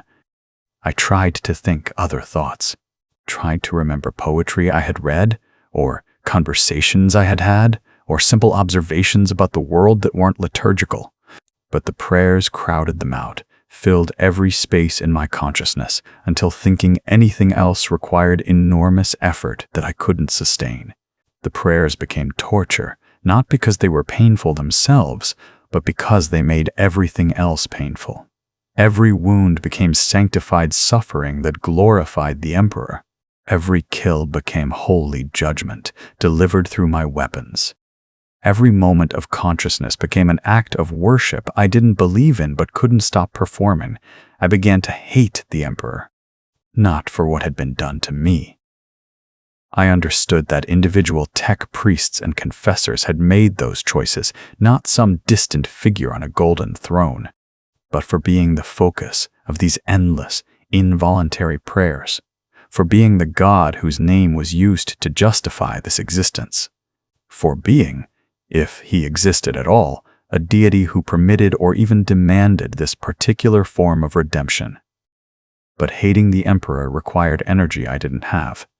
Hate was an emotion, and emotions required some fragment of self that remained distinct from the prayers and the programming. As time dissolved, meaning and memory eroded certainty, even hate became too expensive to maintain. What remained was something colder. Not acceptance. I never accepted what had been done to me, but a kind of exhausted acknowledgement that this was now the permanent condition of my existence, and rage against it changed nothing. There were moments of clarity, brief windows when the combat drugs had fully metabolized and new doses hadn't yet been administered, when the liturgical programming ran through its cycles at lower intensity and left small gaps where my own thoughts could surface. These moments were precious and terrible in equal measure. During one such gap, chained in the holding pen between deployments, I became aware of my own breathing.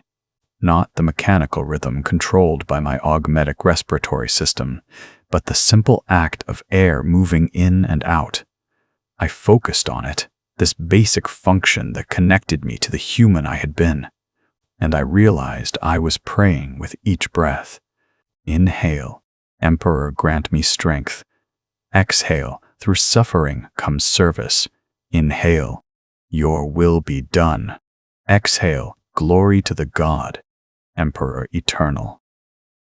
The prayers had synced with my breathing, become automatic to the point that they occurred even when the prayer engine was running at minimum output. The conditioning had worked so thoroughly that devotional speech had become involuntary, no different from heartbeat or digestion. I tried to breathe without praying, focused all my remaining will on drawing a single breath that wasn't accompanied by liturgical words. I managed it, one breath, silent and mine alone. The effort left me shaking. My augmetic systems registered stress markers, elevated cortisol production, neural activity patterns associated with extreme exertion. I had fought battles, killed dozens, taken wounds that should have been fatal, and none of it had required the effort of that single unaccompanied breath. The next breath carried prayers again. I was too exhausted to fight it. During another moment of clarity, I tried to remember the last time I had made a choice. Any choice, no matter how small. Had I decided to turn my head? No, the pacifier helm controlled that. Had I chosen to move my fingers? No, they responded to combat protocols or maintenance requirements. Had I selected which words to speak? Absolutely not.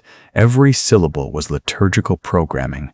I searched my memory for the last genuine choice I had made and couldn't find one. Not since that final moment in my cell, when I had chosen to walk to the surgical table rather than be sedated and carried. That single decision, made in despair and defeat, might have been the last act of genuine human agency I had ever performed. Everything since then had been response to programming, chemical compulsion, or external command. I had lived, if this could be called living, for how long? Months? Years? Without once deciding anything for myself. The realization should have been devastating. Instead, it arrived with a kind of numb inevitability. Of course I had no choices. Choice had been surgically removed, along with my motor control and moral reasoning. The surprise wasn't that I couldn't choose. The surprise was that I still cared about not being able to choose. That caring, that tiny fragment of consciousness that still objected to its own enslavement. That was Kael Mordrin. Not the memories that were fading, not the name that was becoming uncertain. Just that small voice that said, "This is wrong," even though saying it changed nothing. The philosophical horror crystallized during a long maintenance cycle after a particularly brutal deployment. I had taken damage that required extensive repair. My eviscerator arm had been torn off at the shoulder joint by an orc warboss, and my left leg had been crushed by falling debris. The tech priests were rebuilding me, installing replacement components with the casual efficiency of mechanics replacing parts in a vehicle. While they worked, I was conscious, fully aware, experiencing every cut, every installation, every moment of violation as they disassembled and reassembled my body. And I understood with perfect clarity that this would never end, not in any meaningful sense. Oh, I would die eventually.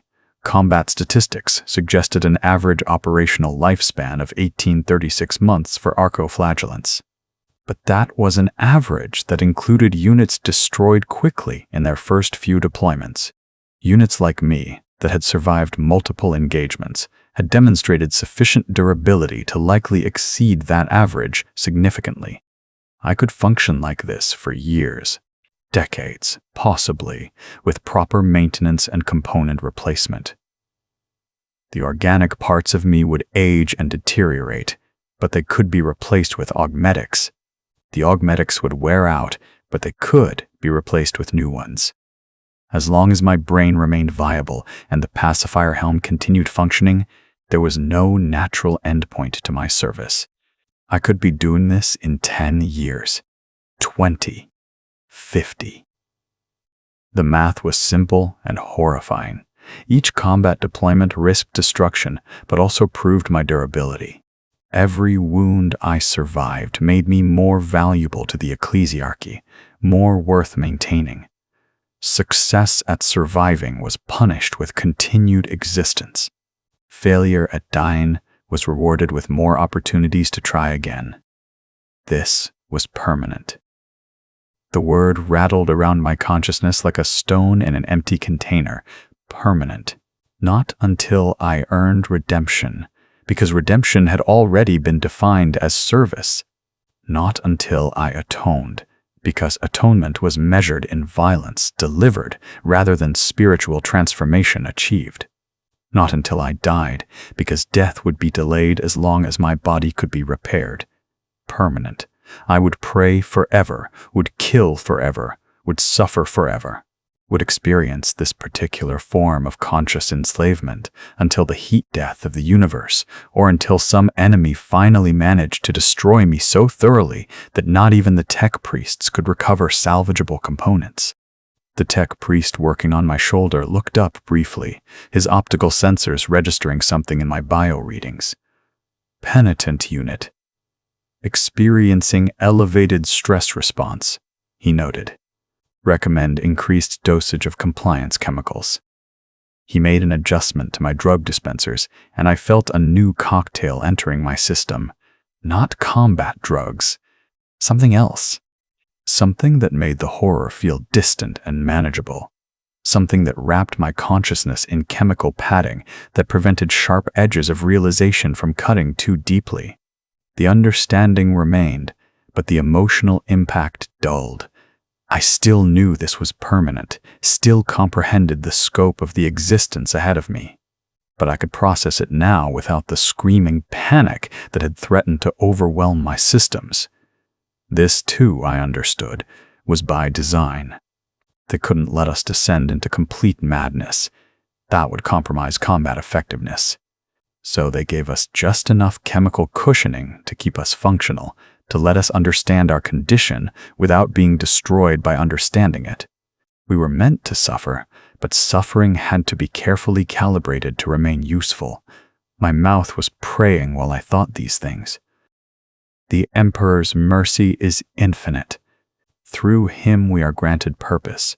Through him we are given meaning in suffering. Glory to the God, Emperor whose wisdom surpasses understanding. And the worst part? The thing that made me want to scream, if screaming had been possible, was that I could feel the prayers becoming real. Not real in the sense of belief. I didn't believe the Emperor cared about my suffering or found glory in my pain, but real in the sense that they were shaping how I perceived my own existence. The constant repetition was creating neural pathways that made devotional interpretation of experience automatic.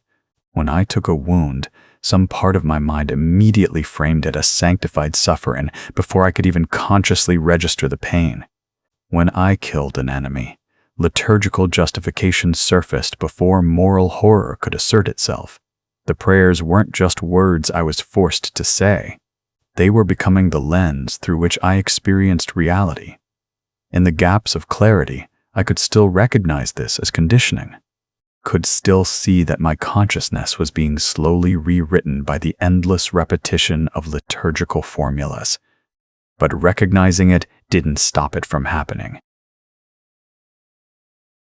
The prayers continued. The conditioning continued. The slow transformation of Kyle Mordrin from person into weapon continued. And somewhere ahead, measured in deployments I couldn't count, and time that had lost meaning, waited more battles, more wounds, more prayers, more chemical fury and sanctified violence and worship through agony, forever, or until something killed me. And I was beginning to understand that death, when it finally came, would not be release or redemption or transcendence into some better state. It would simply be the moment when the prayers stopped. And even that small mercy was probably decades away.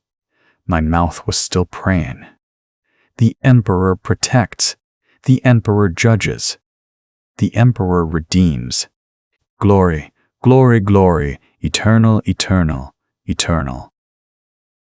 Behind the prayers, what remained of Kyle Mordrin counted the seconds until the next deployment and tried to remember why he had ever cared about tithe collection efficiency. He couldn't. The memory was gone, or perhaps it had never mattered in the first place. All that remained was this, prayers and pain and service without end. This was redemption. This was salvation. This was forever. The revelation came during a maintenance cycle, in the moment between one prayer and the next. A tech priest was replacing my pain inhibitors, not repairing them, but installing new ones pre-calibrated to the same designed malfunction. I watched through my tactical overlay as he removed the old components and inserted fresh hardware that would ensure I continued experiencing optimal suffering. And I realized I was disappointed they were being replaced at all. Not because I wanted the pain to stop. That would have been a normal human response. The kind of reaction Kyle Mordrin might have had before the conversion. No, I was disappointed because replacing the inhibitors meant a brief period during installation when the pain would be reduced to baseline levels. A few minutes where wounds would feel merely agonizing instead of absolutely excruciating. I didn't want that respite. The pain had become something essential, necessary. Without it, I felt incomplete. The tech priest finished the installation and ran a diagnostic. My pain receptors flared back to full sensitivity, and I experienced every wound accumulated over my last 3 deployments simultaneously. Last burns across my chest, a partially healed eviscerator cut through my side, micro-fractures in my augmetic limbs, the constant ache of the neural interfaces in my skull. And I felt right. Complete. Myself. The pain wasn't something happening to me anymore. It was me. The suffering had become identity in a way that memories and names and past lives could never be. Kyle Mordrin had been a construct, a collection of experiences and thoughts that could be stripped away. But this pain, this constant agony that defined every moment of my existence, this was permanent, indelible, true. Without it, there was nothing left. No past to remember with certainty. No future to anticipate with hope. No present except the endless cycle of combat and prayer. But the pain was always there, always real, always mine. I had become my suffering, and my suffering had become me. The realization should have been horrifying. Instead, it arrived with a sense of calm that might have been peace, or might have been the final dissolution of whatever had made me human. My mouth was praying, as always. Through pain, I know myself. Through suffering, I am made real. Through agony, I am given form and purpose eternal. For the first time since the conversion, I meant the words. The acceptance came gradually, like water finding level. I stopped trying to hold on to Kael Mordrin, stopped repeating the name like a prayer of my own.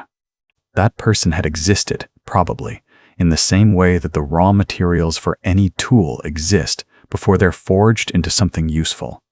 But I wasn't him anymore, and pretending otherwise was just another form of suffering, one without purpose or meaning. I was penitent. Unit 47K. I was prayers given voice and violence given form. I was suffering weaponized and sanctified. That was the truth of my existence, and accepting it brought a kind of clarity that resistance had never provided. The other arco-flagellants in the holding pens were at different stages of this acceptance. I could see it in their eyes during the rare moments when we made eye contact between combat deployments. Some still fought their conditioning, their consciousness screaming behind their prayers in ways that made their movements jerky and inefficient. Others had achieved a kind of animal blankness, consciousness submerged so deeply beneath liturgical programming that nothing remained except combat responses. But a few, the veterans who had survived dozens or hundreds of deployments, had found what I was finding now. Not peace exactly, but a way of existing within the horror that made continuation possible. They had learned to be the weapon instead of the person trapped inside the weapon. Their eyes held something I was beginning to understand. Not hope, never hope, but purpose. The dark satisfaction of fulfilling a function perfectly, even if that function was agony and murder. I began to take pride in my combat efficiency. My kill counts increased as I stopped wasting energy on internal resistance. My tactical responses became sharper as I learned to work with the combat protocols instead of against them.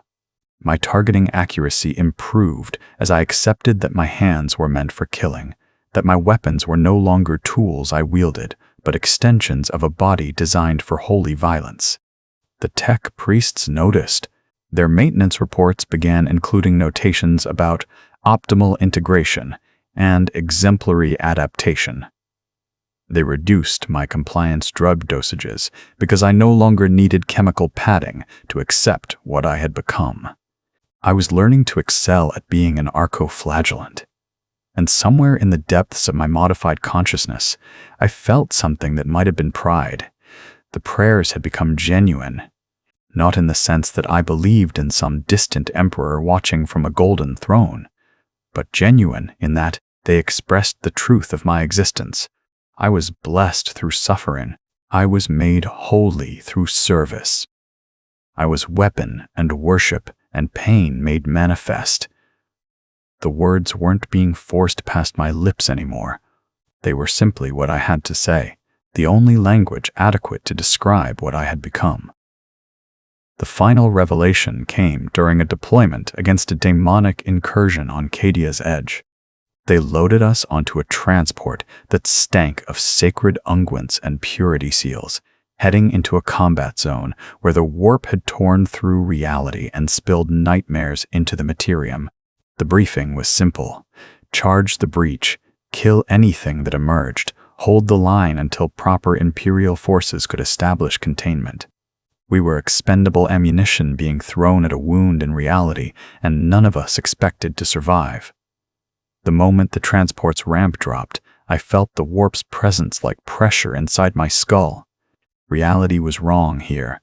Angles that didn't quite meet, colors that existed outside normal spectrum, sounds that made my augmetic audio processors scream with feedback. And the daemons. Emperor, preserve me. The daemons. They poured from the breach like blood from a wound, things that wore shapes that almost made sense but couldn't quite hold coherent form. They screamed with voices that bypassed hearing and spoke directly to consciousness, promising release from pain, offering transformation into something free from suffering. Join us, they whispered in my mind, their voices like silk over razors. We can end your agony. We can free you from your cage. Just stop praying. Just stop believing. Just let go. And I realized my pacifier helm's prayers were the only thing keeping me sane. The liturgies that had been torture for so long became anchor points in a reality that was trying to dissolve. Each prayer was a declaration of what I was, weapon and servant and suffering incarnate against voices that promised I could be anything else.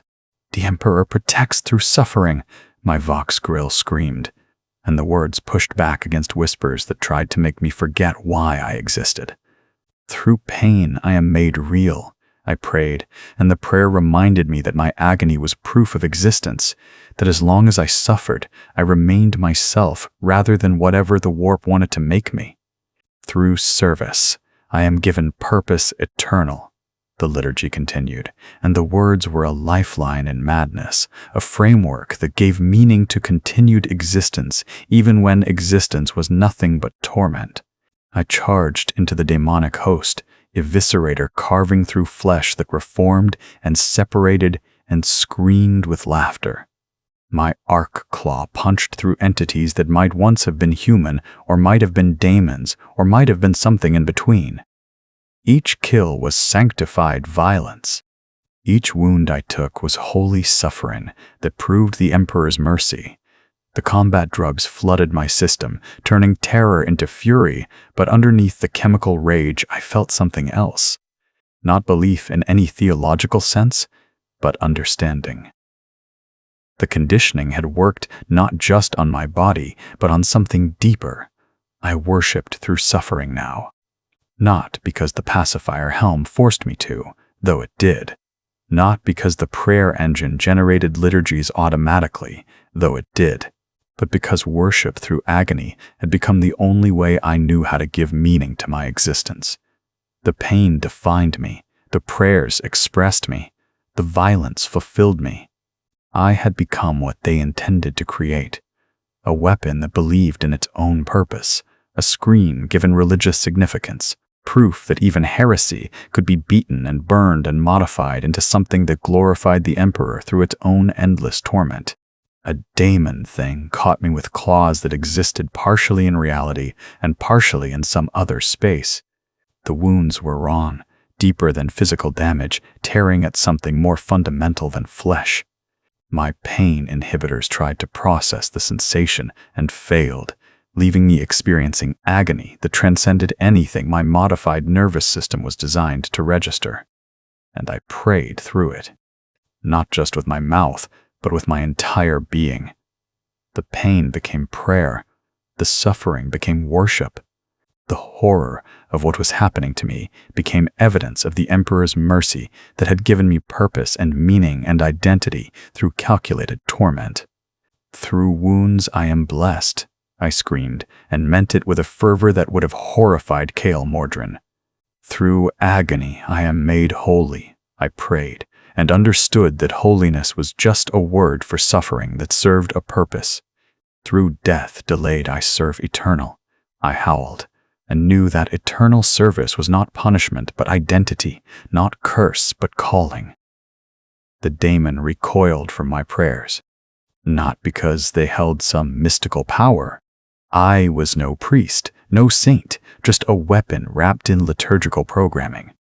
but because my absolute conviction in my own suffering as sacrament created a kind of reality anchor that the warp couldn't easily corrupt. I killed it with my eviscerator, and its dissolution felt like vindication, like proof that worship through agony was real and meaningful and holy in ways that comfortable faith could never be. The battle lasted 7 hours. When it ended, I was one of 3 arcoflagellants still functional out of the 40 deployed. My body was a catalog of wounds that should have killed me, warp burns that had seared flesh down to bone, corruption that had started taking root in my organic components, damage to my augmetics that would require extensive reconstruction. But I was still praying, still standing, still ready to charge if commanded. They evacuated us back to the Cathedral of the Savior Emperor on Ophelia VII, the same facility where I had been converted. The journey took weeks, my consciousness flickering in and out as tech priests performed emergency repairs in the transport's surgical bays. When we finally arrived, they took me deep into the cathedral's armory levels for major reconstruction. And there, in those vast chambers, I saw the true scope of what I had become part of. Thousands of arcoflagellants. Rows upon rows of us, chained and waiting, maintained and stored like ammunition in an arsenal. Some were as damaged as I was, undergoing repairs. Others were pristine, freshly converted, their eyes still holding the horror of people who didn't yet understand that horror was their permanent state.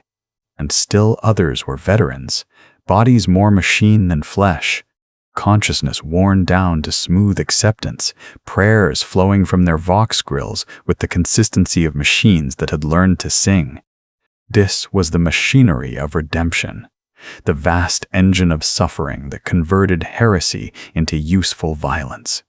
We were not individuals, but components in a system that stretched across the Imperium, that had existed for millennia and would exist for millennia more. Somewhere in this facility, or facilities like it on thousands of worlds, new heretics were being judged. New conversions were being performed. New arcoflagellants were being created to replace those destroyed in battle. The cycle was eternal, the machinery inexorable, the purpose absolute. I was one small part of something vast, and understanding that scope brought a kind of peace that individual suffering never could. My pain mattered because it served this purpose. My prayers had meaning because they were part of this machinery. My existence, however agonizing, was necessary to the function of an empire that had survived 10,000 years by converting its failures into weapons. I wasn't Kale Mordrin anymore. I wasn't even really Penitent Unit 47K. That was just a designation, a catalog number. I was something larger and more impersonal. I was the Imperium's answer to its own imperfection. I was proof that nothing was wasted, that even heresy could be recycled into sanctified violence, that suffering could be given meaning through proper application. The tech priests began my reconstruction, and I experienced every moment of it with perfect clarity. They replaced corrupted flesh. They installed new augmetics. They recalibrated my pain inhibitors to ensure continued optimal malfunction. They updated my liturgical programming with new prayers, more appropriate to demon killing. And through it all, I prayed. Not because I was forced to, though the pacifier helm would force me if I stopped. Not because I believed in any conventional sense, though belief had ceased to be relevant to what I had become. But because prayer was the language I spoke now, the only way to express the truth of an existence defined entirely by suffering in service of something larger than individual consciousness. I am a weapon forged in agony, I prayed, and it was truth. I am voice given to suffering, I intoned, and it was identity. I am proof that even the fallen can be made to serve, I declared, and it was purpose. They finished the reconstruction and chained me in the armory with the others, waiting for the next deployment. And in that waiting, I found something that might have been peace, or might have been the transcendence that comes when you finally stop fighting what you've become. I was a scream made flesh, a prayer wrapped in chains and suffering, an instrument of calculated torment that had learned to find meaning in its own agony. Kyle Mordrin had questioned the efficiency of Imperial systems and paid for that question with everything he was. But from that payment, something new had emerged. Something that didn't question, didn't doubt, didn't presume to improve what had been ordained. Something that simply was, eternal and suffering and purposeful. The prayers continued, as they always would. The Emperor protects through suffering. The Emperor judges through pain. The Emperor redeems through service, eternal, eternal, eternal. And for the first time since the conversion, I understood that these words were not torture. They were truth. This was redemption, not return to innocence, but transformation of sin into service. Not forgiveness, but repurposing. Not salvation in any gentle sense, but the dark mercy of being given meaning through endless, calculated suffering. And somewhere in the vast machinery of the Imperium's eternal war, that was enough. I was enough. The pain was enough. The prayers were enough. Everything was exactly as it should be. Glory to the Emperor, forever.